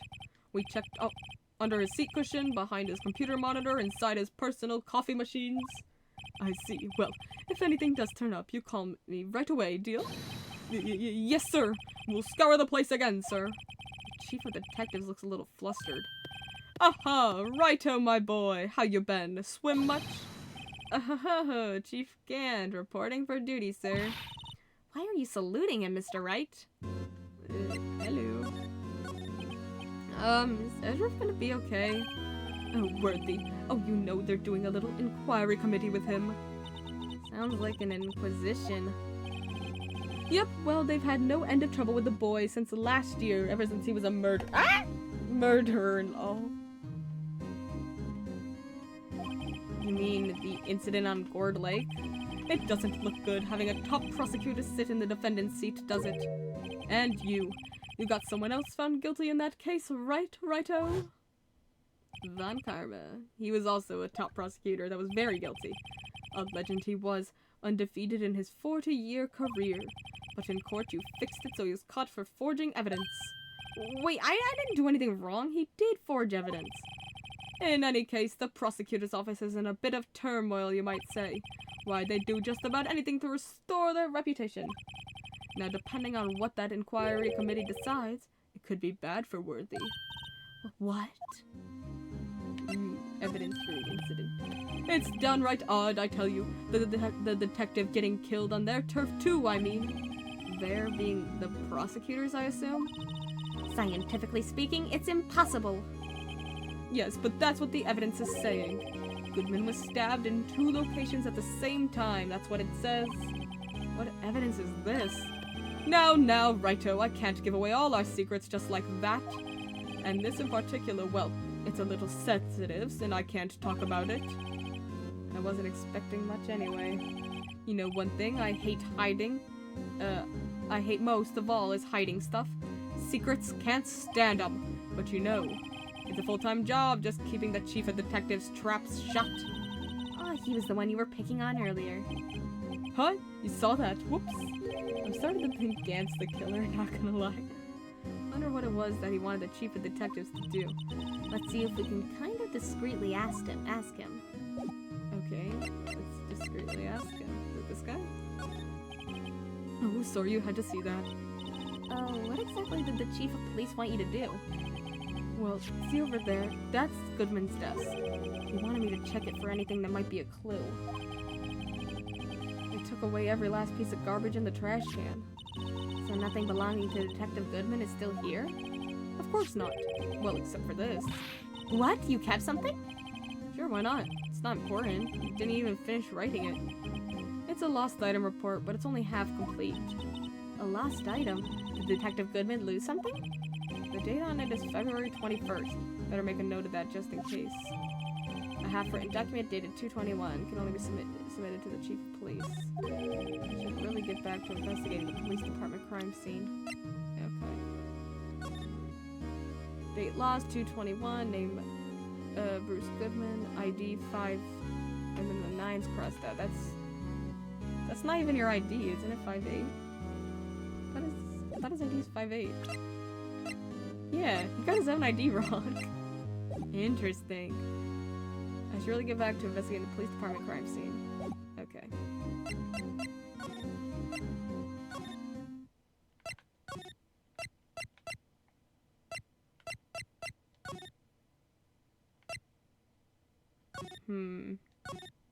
Do I show this to Gant? Lost item, loss of oneself. Oof. Do you want this? I was wondering, could you take a look at this? Oh, sorry, Righto. I'm through with that stuff. Through, I say. Go find the guy who can't seem to sit still out there, the busy one. The guy who can't sit still? Does he mean Detective Gumshoe? Either him or the dancing blue badger. Okay. Where to go then?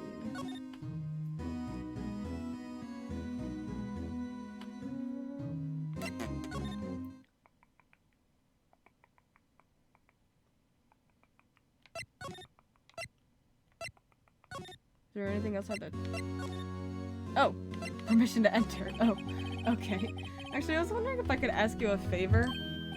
Well, I never thought the day would come when Righto asked me for help. I was wondering if we could investigate the evidence room. Oh.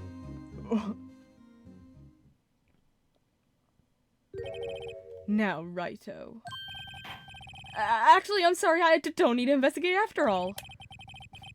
Righto, please, do I look like a selfish man? Huh? Heck, if anyone asked me, "Sir, can I borrow $50?" I'd give them $50, no problem. So go ahead, investigate that room to your heart's content. Knock yourself out. Just goes to show, you never know until you ask. And for you, here, you can borrow this. Hey, this is a detective's ID card, isn't it? That's a special card for guests, so don't lose it. Yes, sir, it's an honor. You just run along and do your best now. Later, folks. Okay. Can I have $5,000, sir? Looks pretty cool on my lapel, doesn't it?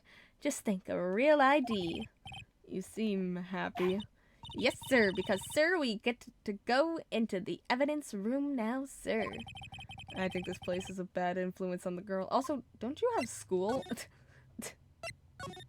You are 16. Okay. Assuming yeah. The evidence room is beyond that door. And we have the ID card from Chief Gant. Let's just walk in. It won't open. Uh-huh. The card reader is turned off, see? What is that security guard thinking? Howdy, partners. Well, what's made my bambina sky so gray? Officer Marshall! Why does it have to be him? What's that why does it have to be him look for? As you may have surmised, this here's my saloon. We're here to investigate the crime scene. Yeehaw, that card you got there on your chest? That's better than a sheriff's badge in these parts. Yeehaw, what does that mean? Well, what you standing there for? Get along, little doggies. The crime scene's awaiting. Oh, thanks.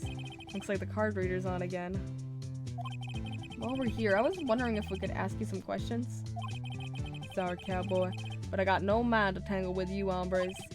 You're busy then? Did I say that? I only said I didn't wish to speak with you. Actually, you said you had no mind to tangle with us hombres. I got a steak for you though. It says in the description that you want it. That smell reminds me of Texas. So, Officer Marshall, you're from Texas? No, I just saw a special on television the other day. Is this from my baby? Yeah, Miss Starr. What's this? What? What's wrong? A filet steak lunch. I see. I don't see. I wonder what it means. Steak lunch given to Officer Marshall. Alright, Bambina, you win. Ask anything. Finally, it seems like he's willing to talk. Thanks for finishing my inner thoughts, Emma. I must call you Maya. Alright. We'll talk to him in one moment. BRB.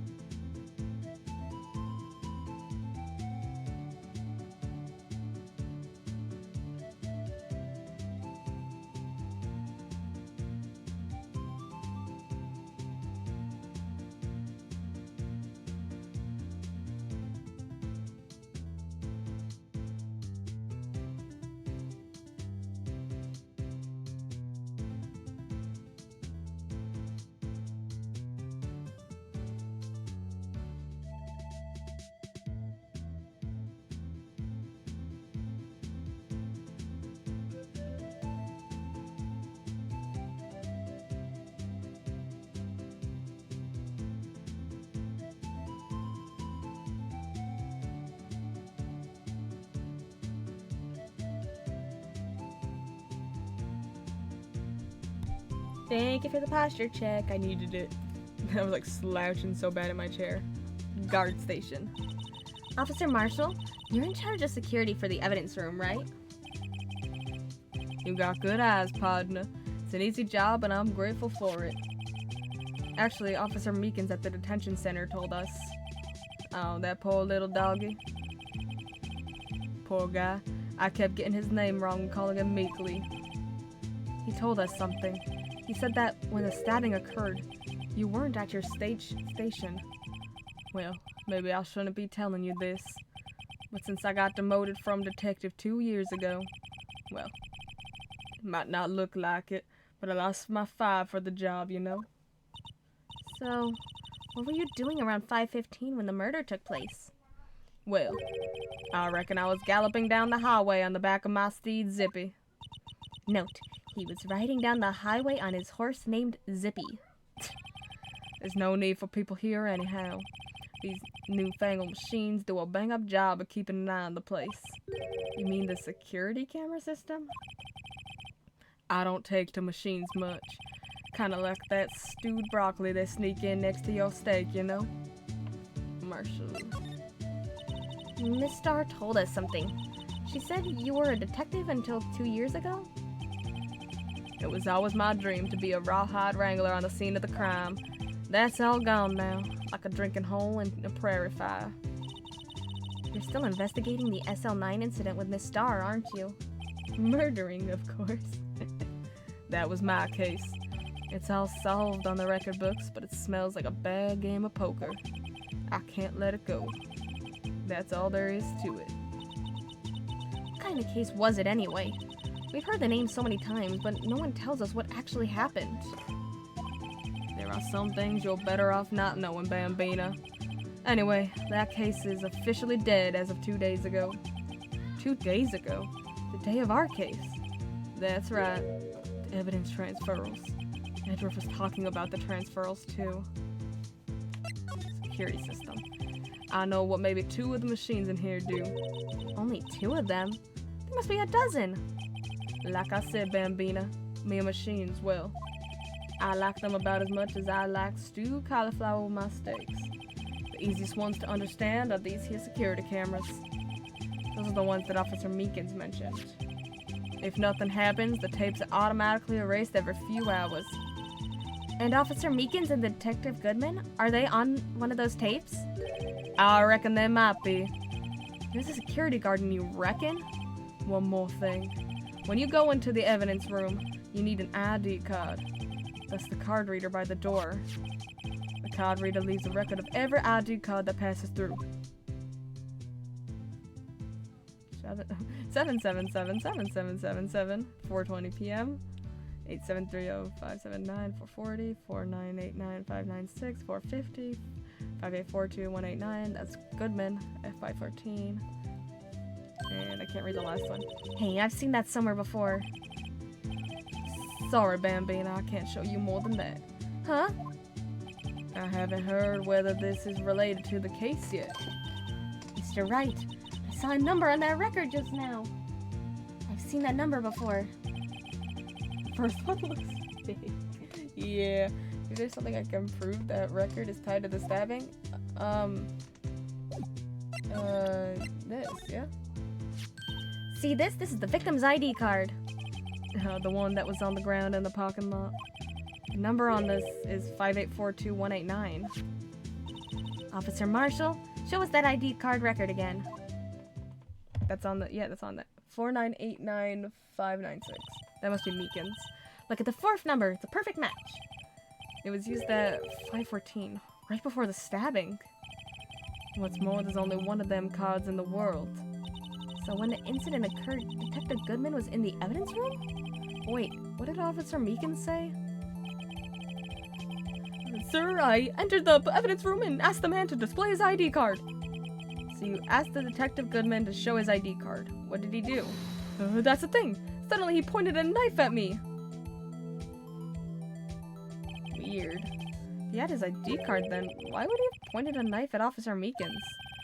Alright, compadre, you win. I guess I can give you this ID card record. IDs of all who entered the evidence room on 221. Got an idea. Maybe I should show this list to other people with IDs here. Hey, are you on this? The sheriff's back in the Wild West didn't place much faith in evidence. About the only thing they trusted with their shooting hand. This is neither wild nor west here. But that and this are 2 different things entirely. I guess so, huh? I'm lost. Looks like we need some evidence to get anywhere with this guy. Okay. Is there anything that... Oh yeah, transferal. Sorry, but could you explain what this whole transferal thing is about? We keep only evidence from solved cases in this room. They're kept here under presiding detective's supervision for 2 years, so we can reinvestigate them if it turns out there was a mistake, see? So what happens to the evidence after 2 years? Goes to sleep forever in the underground vault of the county sheriff's department. That's what we call transferal. We do it every February. I see now. Transferal is like a funeral for old cases. 2 years after a case is solved, it's closed forever, dead. Never to be reopened again, never to be reinvestigated. And that happened to SL9 2 days ago. Weird. Okay, let's go into the evidence room. Ooh. It's quiet. The investigation must be over here. So this is the evidence room? It really is kind of like a graveyard. Graveyards are supposed to have grass and trees. This feels more like a morgue. Nice try, Mr. Wright. You can't scare me. Oh, he's here too.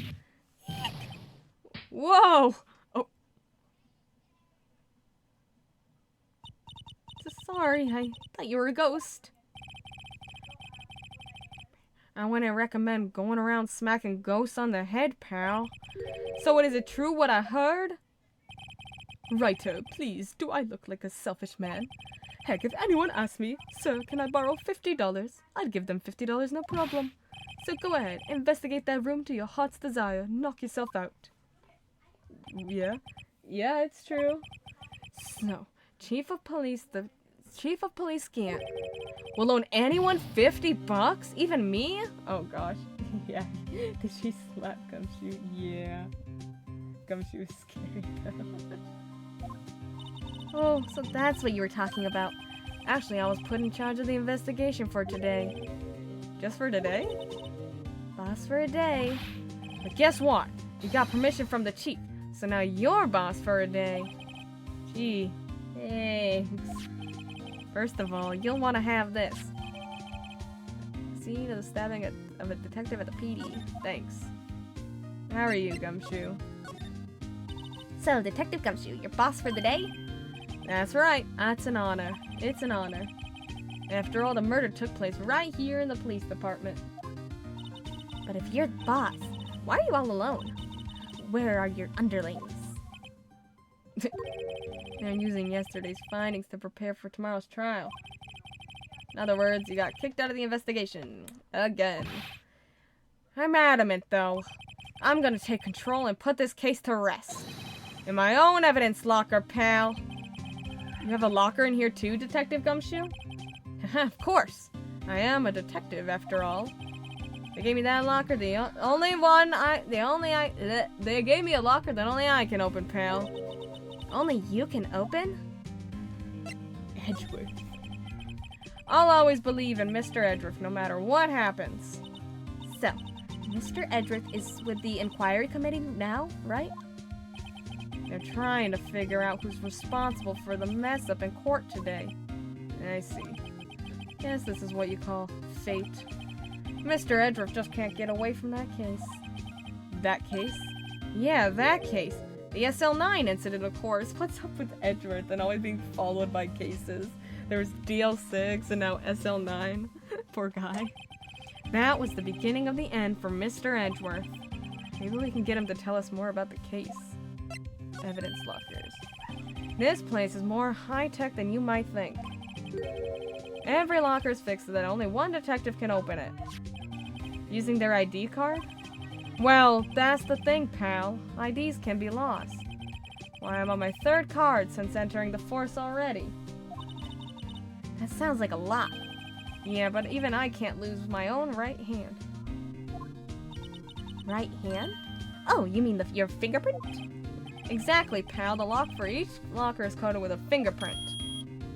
Oh, there's more to the room. So the only locker we can open is our own. Funny, they look like normal lockers. These are the latest model. There's a trick of the handles, see? The handles? On the other side of the handles is a sensor. And if the wrong person touches it, zap! You get a shock. That's what happened. My hand would be black and smoking every day. In any case, the locks aren't that obvious. There are even some people on the force that don't know about the fingerprint locks. Only the assigned detective's prints can open it. Indicator lamp lights up when it's open. Interesting. Let's examine a bit. What do we got? There's something sticking out of here. Looks like a shirt. It must have been evidence for some case.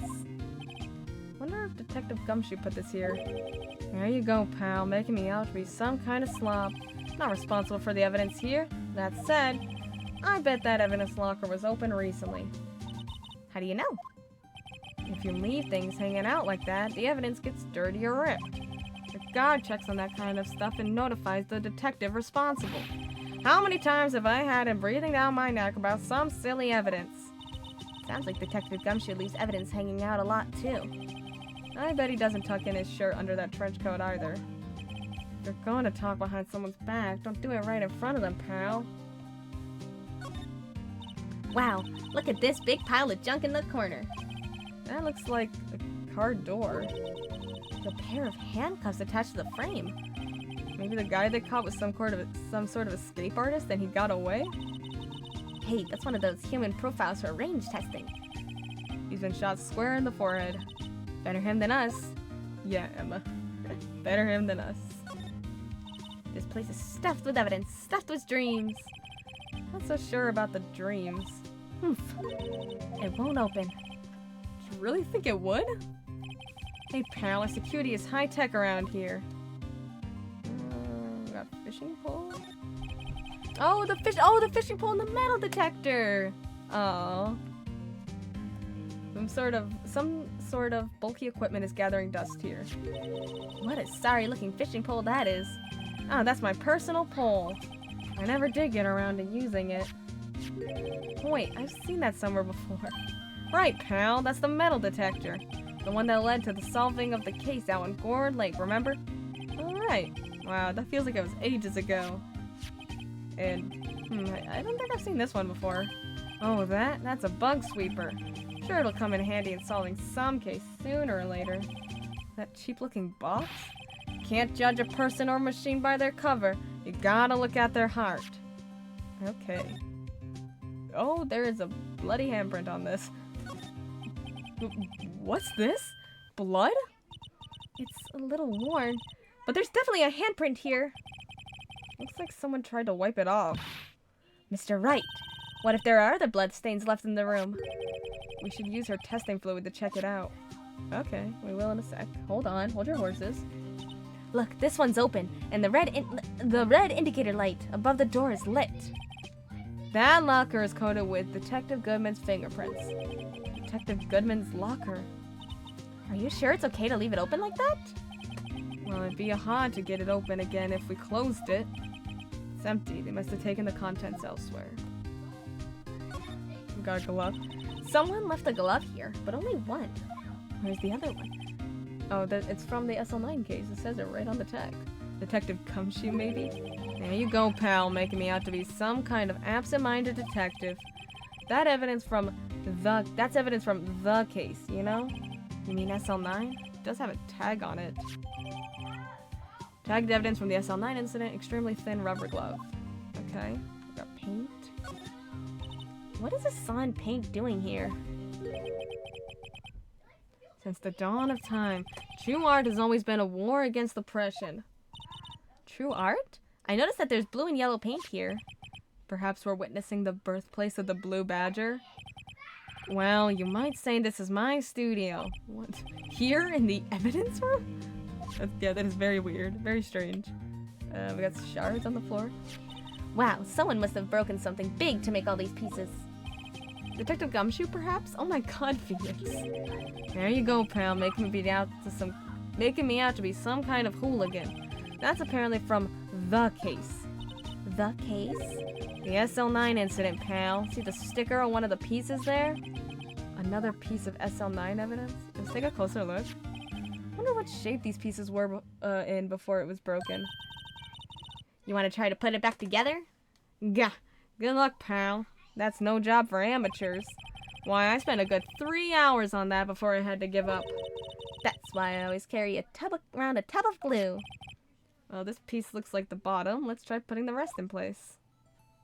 Oh my gosh, we're actually putting it together. Okay.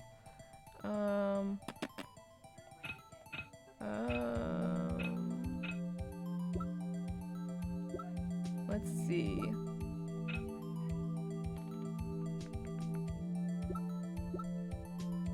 Is it this one?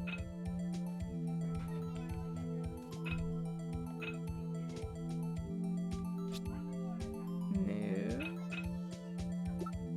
This one? Oh, yeah, definitely this one. There we go. Okay, what about this one? Just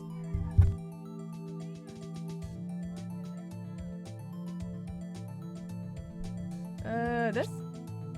No. I got this. I got this. There we go. I figured it out. This one here. Yes. And then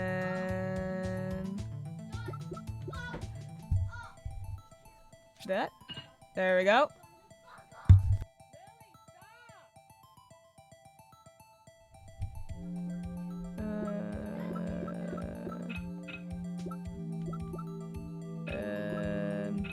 I got this. I'm a detective. This? Yeah. That? No. Oh, no, it's this one. Perfect. Then... Nope. This one? Beautiful. And finally, this one. Got it. There's still a hole in it, though. I'm missing a piece. We nailed it. Huh? Well, I think we did it. But some of the pieces are missing. Yeah, I got that far too in 2 minutes myself. The problem is finishing it. Were some of the pieces stolen? I bet they were missing to begin with. Still, it doesn't look like the most stable kind of jar.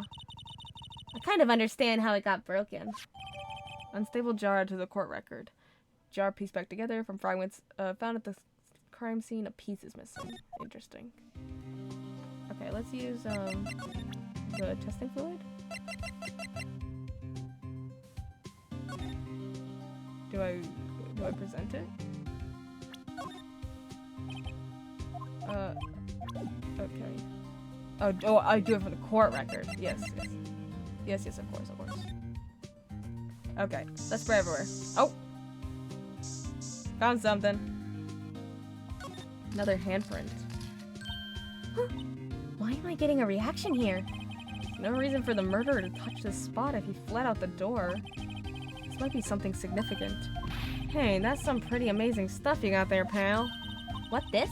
It's called luminol testing fluid. Where'd you get your hands on that? Huh? I'd like to get some too. I'll borrow $50 from the chief. Where do you get this, Emma? I always buy it by mail order. Well, I'd better jot this down on the floor plans. Okay. Anything else here? Anything on the car door? Or that? Up here? Over here? Nope. Alright. Oh, found some. Ooh, that's a big pile of blood. That must have been one massive pool of blood. Never seen anything like it. I'm not a professional. What's your opinion, detective? Pale blue blood. Maybe Detective Goodman was actually an alien? This proves that something really happened in front of this locker. I'll make a note of it on the floor plan. Hey, if you didn't want my opinion, you shouldn't have asked.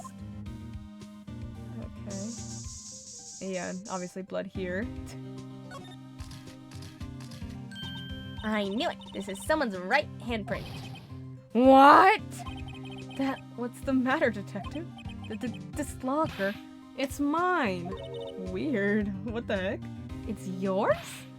Please, you have to help me when they come to take me away. Promise you'll testify that I wouldn't harm a fly. You'll do that for me, won't you, pals? This is an important clue. I'll jot it down on the floor plans. I'm counting on you guys. Believe me, you can't trust the police. What? But you're a detective. Interesting. Is there anything else? Don't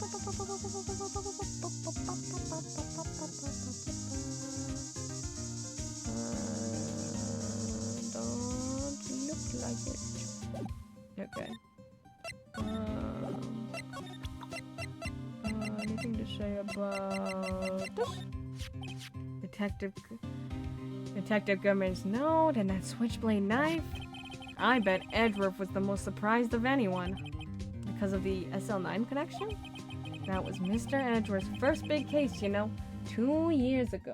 Might want to show the gumshoe the ID card record. True. Thank you. I will. I totally forgot about that. That was the first time the world knew Edgeworth was a man to be feared. Why would the evidence from that case turn up now? Guess it's not over, pal. Maybe there are some loose ends left on that case. And is your ID on this list? Could you take a look at this, or do you know anyone's ID? This is the ID card record of the people who came in here on the day of the stabbing. I heard the rumors. So it was Goodman who— oh, whoa!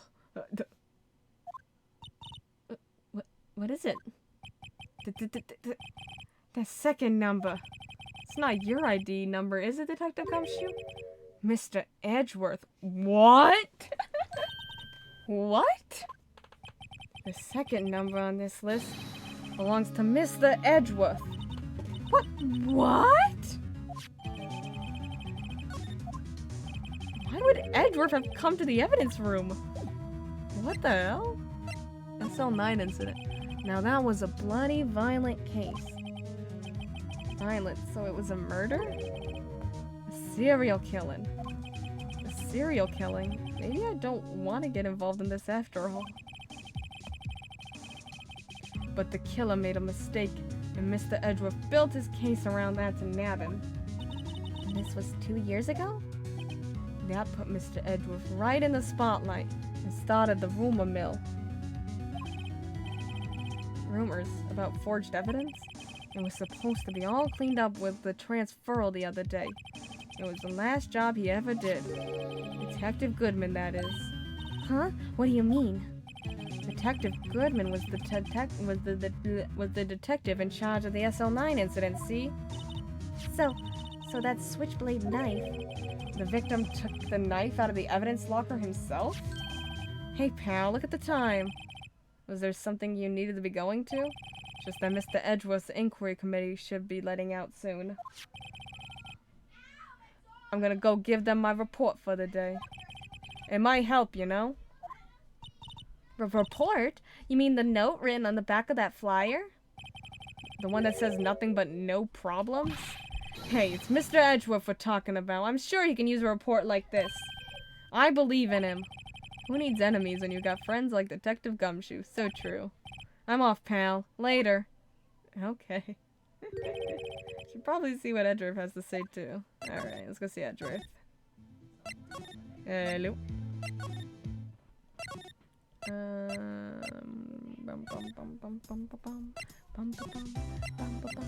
Look at all these people just standing there. Up. Hello? That's not Edgeworth. Ah, guests. My apologies. Oh, it's you.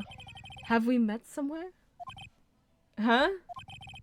Mr. Edgeworth, I beg your leave. So long. Is Edgeworth here? There, standing by the window, a teacup in his hand. Oh, he does not look good. Right. He has the hotel bring him tea service? Mr. Edgeworth, you're back from the district prosecutor's office inquiry? I am. Stop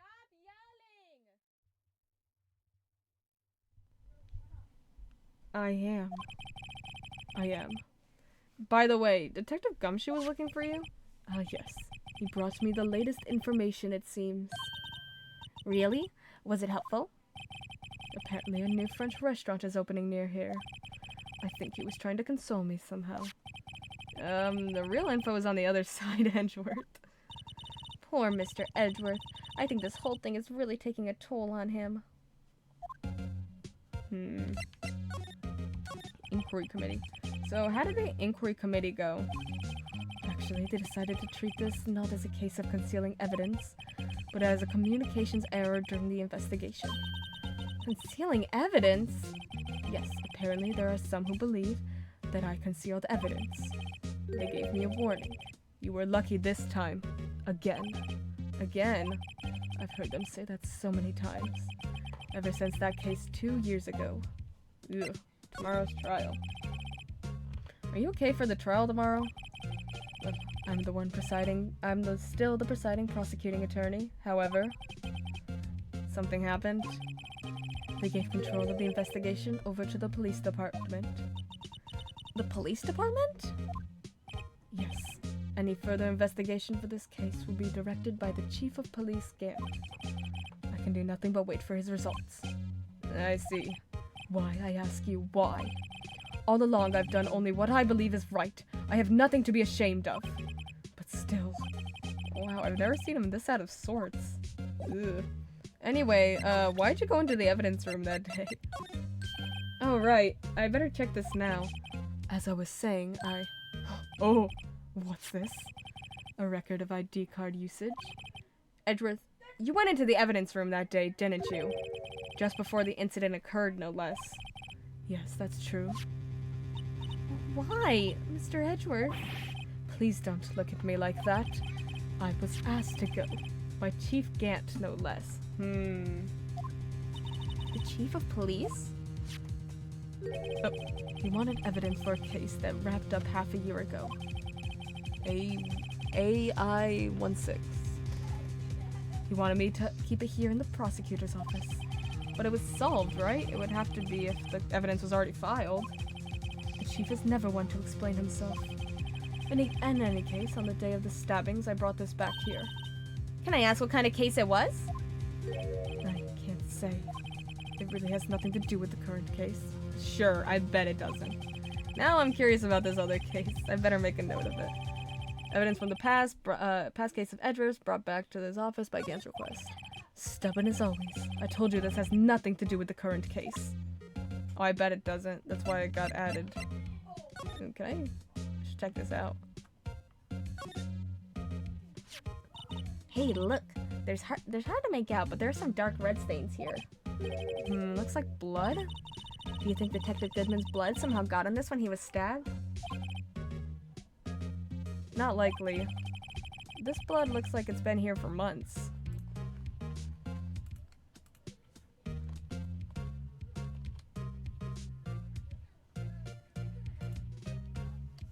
Maybe longer. This jar was evidence in the SL9 incident. That might be when the blood got on it. Interesting. Huh? This thing doesn't have a bottom? That's weird. I wonder which side is up. Better yet, what's the purpose of a bottomless jar? At least it doesn't collect dust inside, right? Yeah.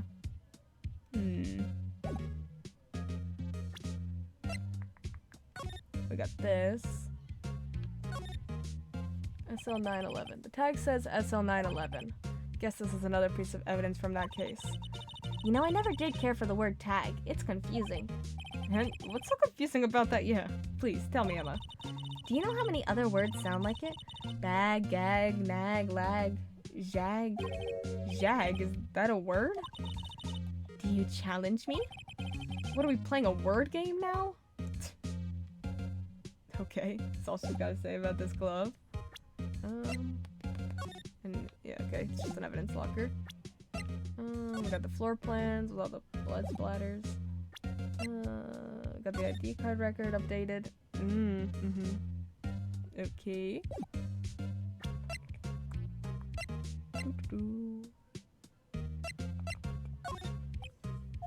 I know you. You probably got a hold of some information already, right? It all has to do with that case you were on. The SL9 incident. And some dark suspicion you were wrapped up in. You are the man who revived the worst memory of my life. I figured I'd be telling you about this sooner or later. Ooh. Oh, this is DL6. He must be talking about his father's murder in that elevator. Okay, Edgeworth. Why don't you tell me about it? Tell me the truth. Ooh. The SL9 incident was a heinous serial killing case.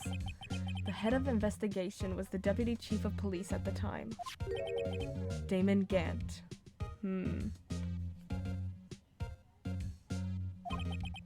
That wacky old coot was involved in the case 2 years ago then. He was the top officer and it was my first time working with him. I was nervous. Wow, you get nervous too, Mr. Edgeworth? What I want to know is, why was a deputy chief of police on the investigation? That Gant is really creepy. Yeah. In truth, I used slightly more extreme methods than normal. We were dealing with a vicious murderer. If I let him go, the blood would be on my hands. We won our guilty verdict and the killer was executed. Wait, you didn't? Of course not. I didn't touch the evidence. Yes, I will do anything in my power to win a trial. However, I do have a code and I follow it faithfully. By the way, Emma, the chief prosecutor wanted to know something. My sister? What? If you were still studying forensic science? Huh? Yes, of course. Why, just today, Mr. Wright and I were using this. Luminal testing fluid, Well then, you might have a use for this. Aluminum powder for taking fingerprints? It's been chemically treated for better adhesion. For me? Are you sure? We are the enemy, you know. I've no say in today's investigation. Do as you will. Edrith, no need to thank me. Here, take your powder and these fingerprint files for everyone involved. Thanks. How about giving these to Detective Gumshoe as well? Yeah, you know, the actual detective. Recovers fingerprints from handprints for comparison with fingerprint file. Okay. Well, let's get going. One last investigation. Right. Do seem to remember seeing a suspicious handprint somewhere. Yeah, me too, bub. Let's go.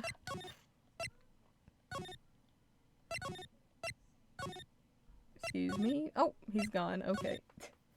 Alright, let's do this.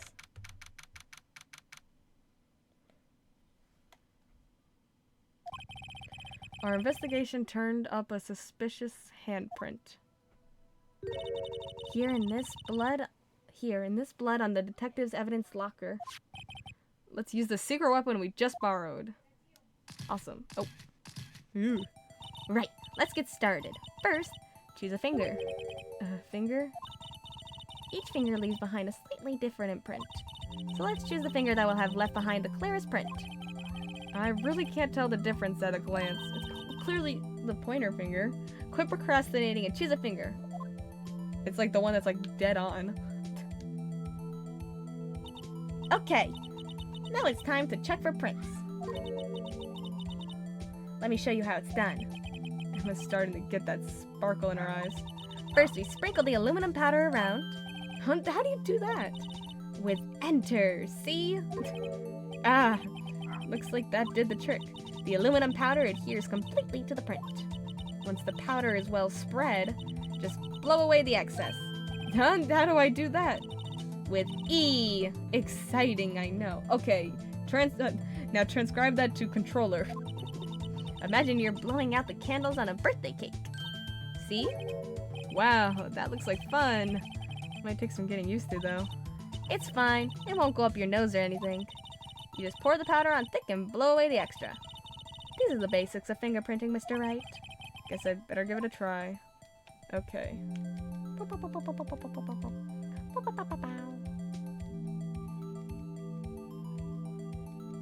Alright, and go. Aha! You did it! You found one! But it looks nothing like a fingerprint. Now that you mention it, I guess it doesn't. What does it mean? It means the killer was wearing gloves? I think it means we're out of luck. Out of luck? The person who left this hamper must have worn gloves. Yeah. Don't tell me we've been wasting our time here. Hey, calm down. That's just the way it goes sometimes with scientific investigations. But it does seem a shame. While we're at it, why don't we look for other prints? Other prints? Looking at the locker door again closely. Oh yeah. Seems like there are fingerprints outside the bloody handprint as well. Let's see if we can find a clear print. Fingerprints outside the blood. Like this little shadow here? Yeah, gotcha.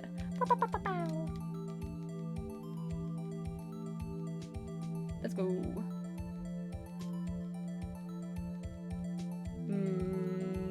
Give us a fingerprint. Hey! Oh, I need more. And up here a bit. Yay! A print so clear it's dazzling. Dazzling? Anyway, this print took a lot of effort to find. Let's match it up right away. So we're not done yet? This is quite a process. Well, there's no point in finding a fingerprint and not knowing who the owner is, right? I guess she's right. Okay. Look at the fingerprint data we got from Mr. Edgeworth and point out the person you think left these prints. Huh? How am I supposed to know who it was? I can make a pretty good guess. The bloody handprint and the fingerprints are in different places, right? That means that the prints probably don't have anything to do with our case. So, whose fingerprint will we most likely find in this evidence locker? Gumshoe, because it's his locker. I love the fingerprinting. It's really cool, yeah. I'm assuming it's Gumshoe's. Look at all these people in their little fingerprints. Oh yeah, definitely.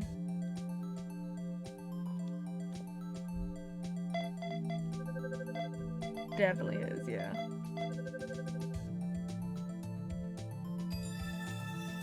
Such a cool mechanic. Aha! So these prints belong to Detective Gumshoe. Something wrong, Mr. Wright? You gave me this so what look. I guess that's probably because I was thinking, so what? Okay, so we came up with nothing this time, but there's always next time. Sometimes you hit, sometimes you miss. Gotta roll with the punches, Mr. Wright. Thanks for the sympathy. Wait, if I remember correctly, there was one other handprint in this room. Let's check it out. Yeah, it was on this one, right?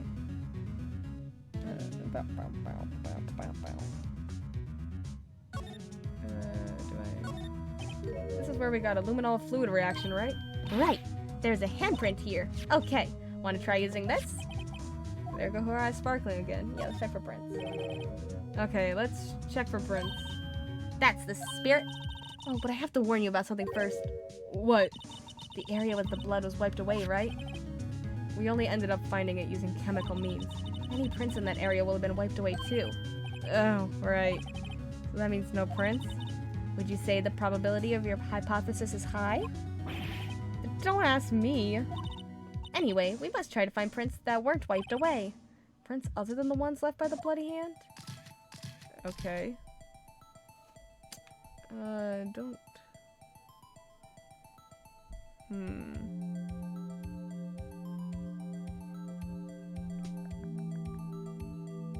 Maybe...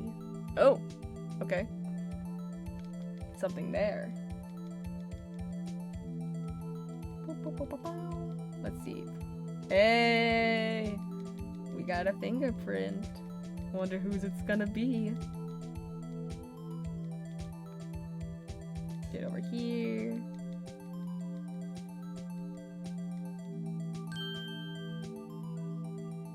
Okay, let's see. No. No. No. No. No. Yes. Jake Marshall. Got you. Got it. Got him. Hey, these fingerprints, they... Whose are they? Whose? Is it someone I know? It's Officer Marshall. Huh? Officer Jake Marshall? Marshall's fingerprints found on a bloody handprint left in the evidence room. The print had been wiped. Ooh. That's gotta be a coincidence. He's not involved in the crime. Emma, this is decidedly different from Detective Gumshoe's prints. Luminol reaction. The blood and the fingerprints are in the same place. Oh. So we have Jake Marshall's fingerprints on a wiped blood stain? Uh-oh. But why would Officer Marshall... Looks like our investigation is finally turning up some results. I guess this is what you'd call decisive evidence. I don't believe it. We figured it out, Emma. Officer Marshall is the imposter. Ooh.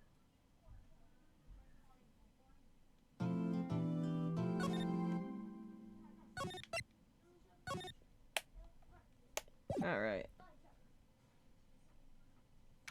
February 24th, 9:41 a.m. District Court Defendant Lobby, number 2. So what do you think, Mr. Wright? I think the prosecution is as confused as we are. After all, the victim was murdered in 2 different places at the same time. Oh, that was Lana. Didn't even realize that it changed. And a different suspect was arrested at each of the crime scenes. Lana! Didn't even know you were talking. I didn't realize that the person changed. Good morning, Mr. Wright. I apologize for yesterday.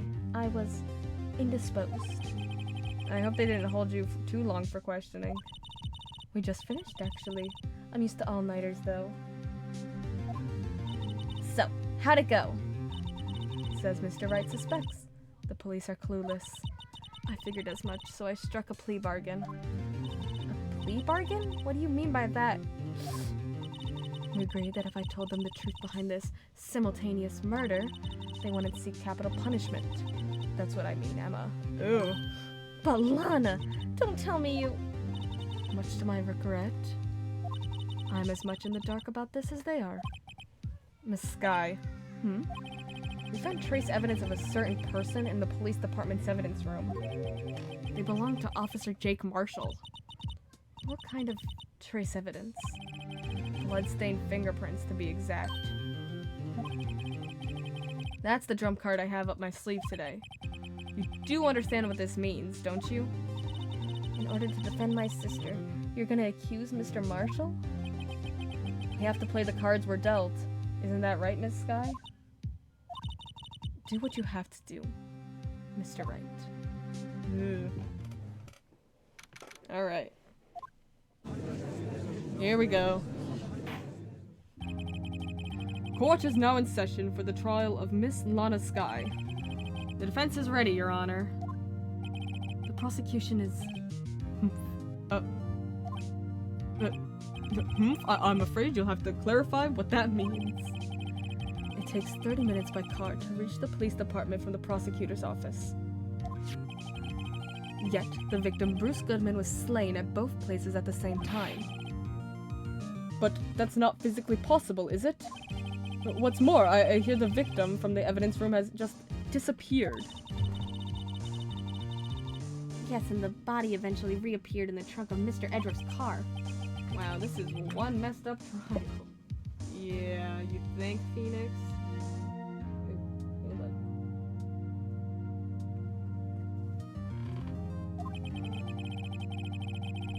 One of my duties as prosecutor is to present impartial evidence. Today I'll present evidence relating to the murder at the police department. In doing so, I believe the way in which we should proceed will reveal itself. Now that's what oh my gosh. Totally messed up. Now that's what sets Mr. Edruff apart. He sounds so on top of things, even though he doesn't know what's going on himself. And that's supposed to be an admirable trait?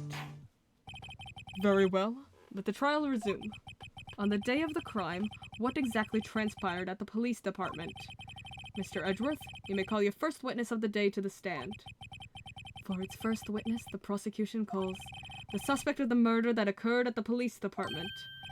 The suspect? You mean the so-called murderer? Hey boy. Things are getting wild from the get-go.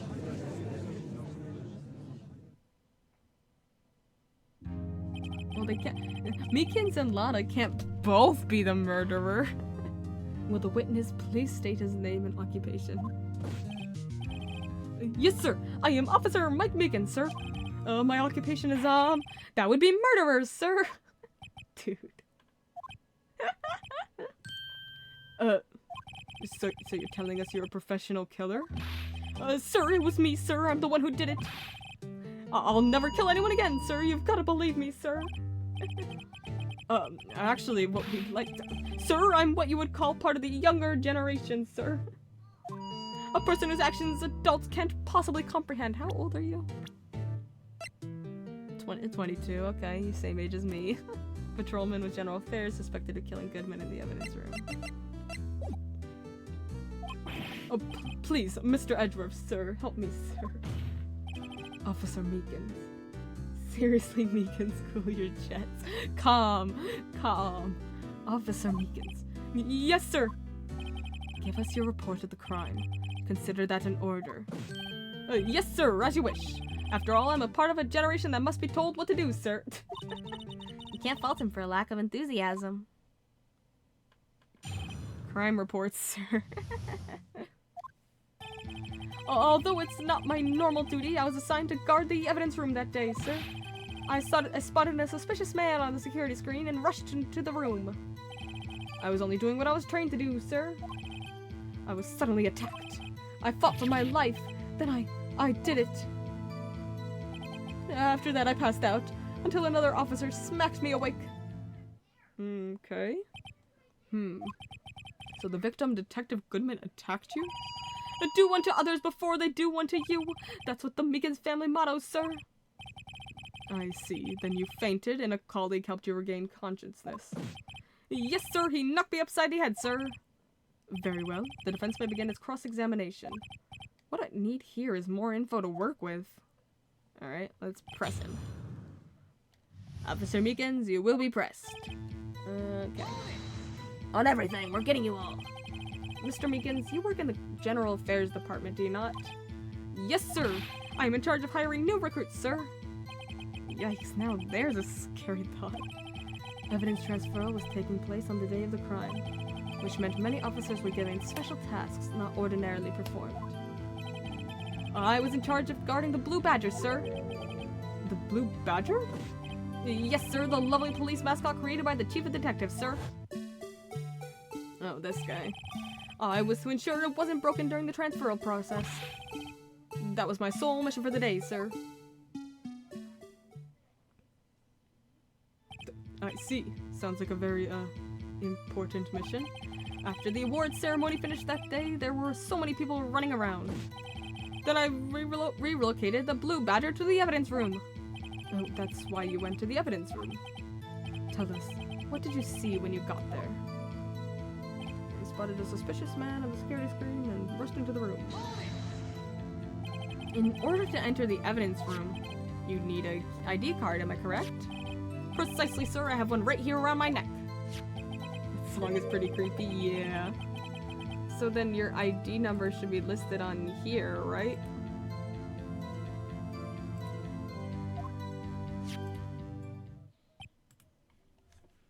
Oop. There it is! I found it! This is one right here. Could you please read us the number? Yes, sir. It's 5989596. That's my number, sir. I see. Huh? The number is 4989596. It is shown as being used twice. Oh, yeah. 450 and 514. Interesting. Please explain, witness. It's no real mystery, sir. The first time is when I relocated the Blue Badger into the evidence room, and the second time is when I went to go get him after everything settled down. I see. So it was during that second time when... Yes, sir. That was when I spotted the man on the security screen. Okay, interesting. I was only doing what I was trained to do, sir. I was suddenly attacked. So you were attacked. Can you please tell us exactly what happened to you? It was a knife, sir, a knife! Detective Goodman pulled a knife on you? What happened then? Yeah, I realized that after. I said 5 instead of 4. I was thinking about Detective Goodman's number. Well, with me charging in on him like that, he looked as surprised as I was. You weren't exactly the kind of person someone would want to run into. That's when I reacted, sir. I swung my arms like an octopus, struggling to detain him. That's how I got this gash on my hand. Maybe if you'd kept your cool, your hand wouldn't be. When I saw that blood trickling down my arm, I panicked. I grabbed the man by his collar. I fought for my life, then I did it. What exactly do you mean when you say you did it?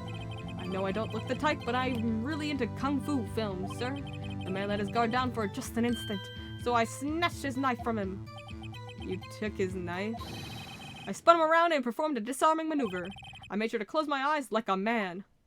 I see. He must have been desperate. The next thing I knew, his white coat was drenched in a sea of my blood, and then the next thing I knew... Yes? He punched me right in my face, sir. After that, I passed out until another officer smacked me awake. About what time did you regain consciousness? No offense, sir, but how am I supposed to know that? I was unconscious. He's so right. Oh, right. According to the report from the officer that woke up the witness, it was about 5:30. He hit me right in the head, too. I woke up crying tears of pain. That's nice. It's nice that you recovered, that is. When I came around, though, I made sure to finish my mission, sir. Your mission? Yes, sir, the Blue Badger, sir. I returned him to the entrance before things got out of hand. Well, we can all rest easy now. Interesting. I believe we now have a fairly accurate picture of what happened. Yes, Your Honor. Only one thing remains unclear. Was the man this officer murdered really the victim? He's got a point. Yes, Officer Meekins. With regards to that, sir, take a look at this. It was sent to my jail cell. Chief Gant delivered it to me just this morning, sir. The chief? Delivered it? What is that? A videotape? Yes, sir, that's absolutely right, sir. A videotape, sir. It contains footage from the security camera in the evidence room. What? But I specifically asked if there was such a tape, and was told it had been mistakenly erased. That's quite a mistake. I just do what I'm told, sir. It's the only thing I'm really good at. Weird. Looks like communication with the police department is as good as ever. Well then, let's have a look. Show us the video of you murdering the victim. Oh, please stop using that word, murder, sir. It scares me. You literally used it yourself. A video of a real murder? Just what are we getting ourselves into? Okay, let's see it. Ooh, that's the Blue Badger. With a handprint.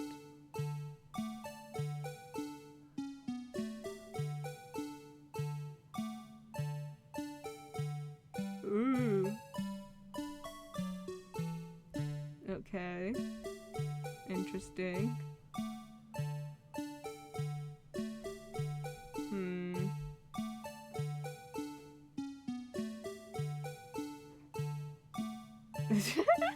There goes Meekins.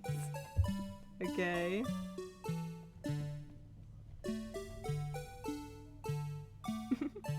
Oh my gosh.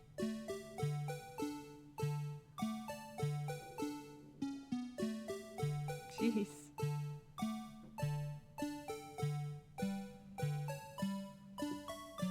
Okay, this freaking Blue Badger, man.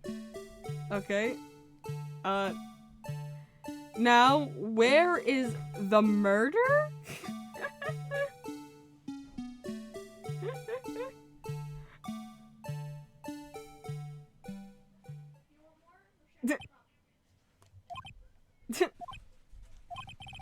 Well, I believe we're all thinking the same thing. How can we deal with these unsettling feelings stirred within us? What the hell was that wriggling piece of plywood? The freaking Blue Badger. Sir, that is the pride and joy of the entire Criminal Affairs Department, sir. It's the Blue Badger, sir. Why am I not surprised this isn't going smoothly? Yes, well, anyway. This tape seems to prove that the witness did indeed encounter, someone in the evidence room and some sort of, attack activity, Your Honor, instead of relying on clearly incomplete footage, the witness's testimony will suffice. Is that all right with you, Officer Meekins? Yes, sir, as you wish, sir. Okay.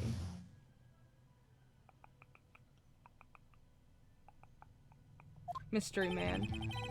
His face can't be clearly seen in the video, sir. But there's no question that the other person was Detective Goodman, sir. I mean, he opened the locker, which required Detective Goodman's fingerprint to do so. The locker he opened is unquestionably Detective Goodman's locker, sir. So it must be him. No one else could have unlocked it. What's this about a fingerprint? Each detective has been given a locker equipped with a fingerprint-activated lock. These locks ensure that each locker can only be opened by the detective it belongs to. Intriguing. Well,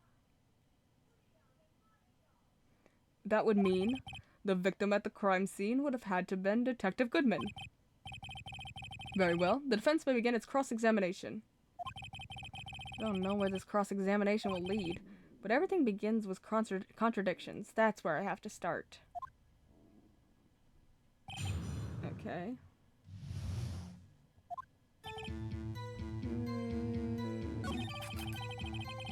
Let me just read through the evidence real quick. Goodman's ID. Giving Edward King of Prosecutors. The murder weapon, usually in Edward's toolbox. I can't believe Detective Goodman's dead. Record of parking in the prosecutor's office lot. Entered lot at 5:12. Was allegedly dancing in the evidence room at the time of the murder at the PD. Death due to loss of blood. One knife wound. Died within an hour and a half of 4 p.m. Victim's memo found in the car trunk. The word muffler was overheard during a call made to Emma at 5:18. Parking lot plans. Taken by Angel Star after crime was committed. White enamel shoe. Found at the crime scene. And the ID cards. Screwdriver, evidence from a past case of Edgeworth. That written document dated the 221, killing submitted 37. Rubber glove. Only the assigned detective's prints can unlock it. Indicator lamp lights up when it's open. Interesting. Unstable jar. Found a bloody handprint left in the evidence room. Video from the security room. Okay. This is some Sixth Sense nonsense right here. When you open the locker, which required detective to give fingerprint to do so. About these lockers, is there no other way to open them? No, sir. I tried myself all kinds of methods in the past. They only respond to registered fingerprints, sir. Wonder what kind of methods he's tried. If the man opened the locker's lock, which only responds to its registered fingerprints, then he must be the person the locker was assigned to. Exactly my point, sir, and this too. The locker you opened is unquestionably Detective Goodman's locker, sir. How do you know that information? Oh, I've heard rumors, sir, from the people in the know, sir. People in the know? The workers in the department cafeteria, sir. They keep me informed. They also listen to my romantic troubles, sir. Oh my gosh. For the record, the open locker did indeed belong to Detective Goodman. I verified this information through a more reliable source. So the victim opened the locker with his own fingerprint. Interesting. So it must be him. No one else could have unlocked it. However, the most important detail is not shown in this video, the man's face. So, sir, if I may say something, sir. Please do. After all, you are the one being examined. I don't understand why the man's face is so important in the case, sir. I mean, it was his hand that opened the fingerprint lock. And it was his hand that tried to thrust his knife into my body, sir. My unsettled state can testify enough to this, sir. Yes, you have a point. The footage doesn't lie. That is, unless the defense can find a problem with it. Mr. Wright, let's check the court record again. Is there a problem with the security video? Well, clearly there is. I don't know what yet, but we'll find out. Regarding the video contained on this tape, there is one thing in particular that seems rather strange. Strange? This contradiction leads to the possibility that the man may not have been Detective Goodman. What? This video contains such a contradiction? Interesting. Your Honor, I have a proposal. Yes, Mr. Edgeworth? I propose we have the defense point out to us this alleged contradiction in the video. I was getting there. You would want me to point it out. Yeah, obviously. You can't just pull that out your butt. Very well. Proposal accepted. Aw, congrats. Let us further inspect this piece of evidence. I will now play the security tape. Mr. Wright, please show us this contradiction you speak of. I have to point out a problem in the video? This is the first time I've ever had to do that. You can do it, Mr. Wright. It's the first time we've had video. You can set up, it's set up so you can fast forward, rewind, or pause the video. Just take a good look and be sure to point out the right thing. Thanks, Emma. Please don't play it too many times. I can't stand watching this video.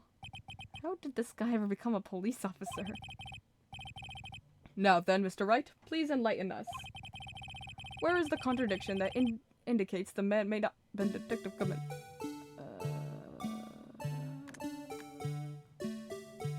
Oh. The light's on. Wait, go back. How do I go back? That's a pause.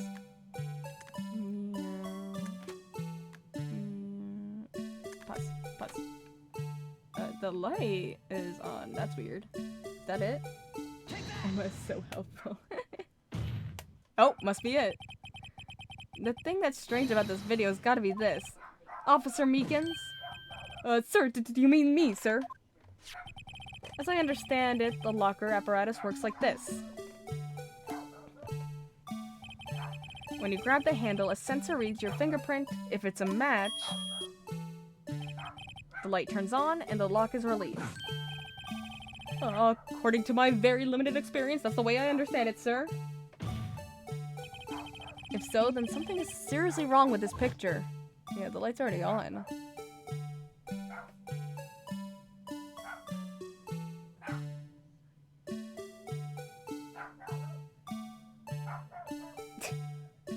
Do we really have to watch the entire thing again?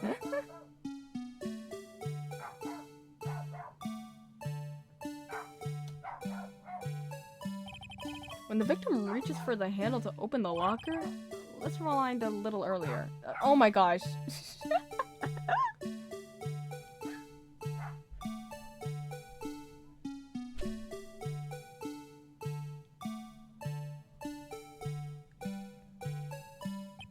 Here, notice the light? What's this? It's already lit? Precisely my point, Your Honor. The locker was already open before the victim grabbed the handle.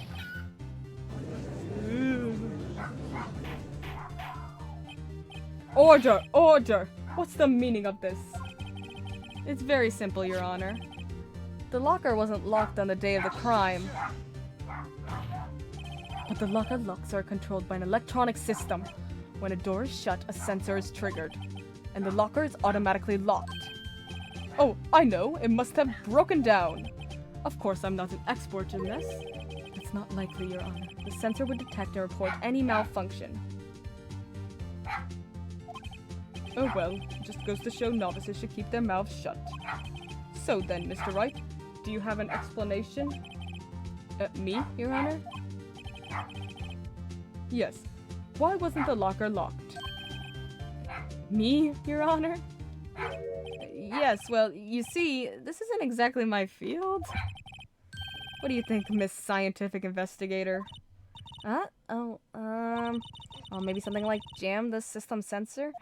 Oh, I get it. Something jam the sensor? Say, there's something else that seems out of place in this video. Yeah, I thought so too. There's gotta be another clue somewhere in this footage. The glove fell out.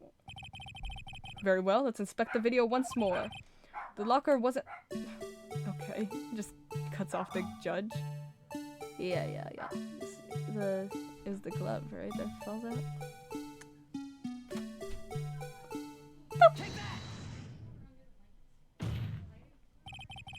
Please watch closely. This is the continuation of the part I showed you earlier. Is there a dog in the background? Yeah, that's my dog. Barking. Oh my gosh.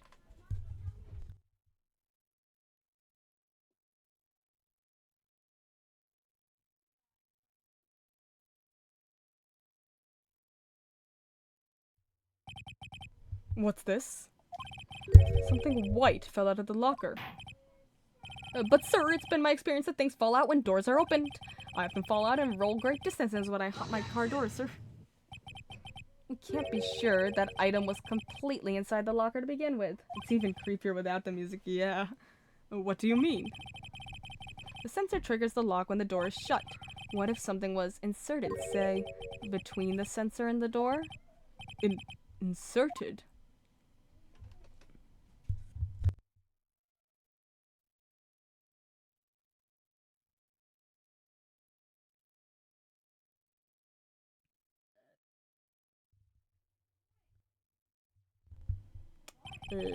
This white thing wasn't inside the locker. It was stuck between the door and the sensor. Oh, I understand now, sir. It's just like my tie. 2 out of 3 times I get stuck in the door when I get out of my patrol vehicle, sir.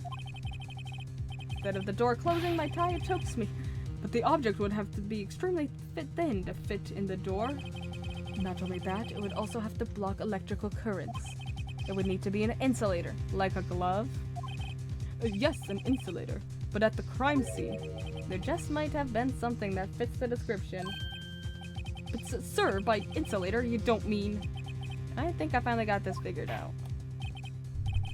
Very well. Will the defense please present the relevant evidence? What was this insulator that was stuck in the locker door? The glove. I found this near the locker. A thin rubber glove. But we can't be sure that was in the victim's locker. It has a tag that says SL9 incident. The video seems to depict the victim opening the locker.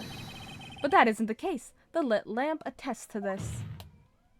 On the day of the crime, even I could have opened that locker. Is this not so, Officer Meekins? Sir, it would appear so, sir. Order, order, order. So are we to believe then that the victim, whom this witness stabbed in the evidence room, was not Detective Goodman? Do not be misled, Your Honor. What do you mean, Mr. Edgeworth? The defense has merely demonstrated that possibility and nothing more. The victim in this video was indeed Bruce Goodman. The prosecution will offer one more testimony to prove this. What? Officer Meekins, please testify about this. Sir, me? Sir? I'm not sure what you're referring to, sir. Oh, you mean that, sir? Of course, sir. Is this a joke? Very well. Begin your testimony.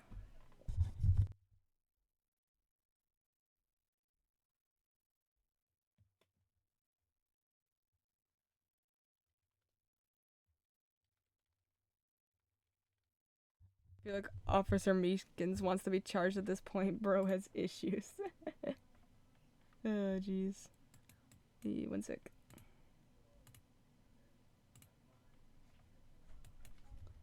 Okay. Very well, begin your testimony. And I guess we'll have to continue this testimony. Mystery Man 2. Well, next time. Maybe tomorrow. Because I gotta go.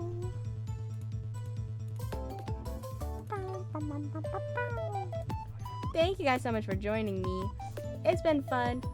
I got a jet. My iPad's dying. So I'm gonna send you over to Wandering Thunder. Send them some love. Send them some love. Thank you for being here.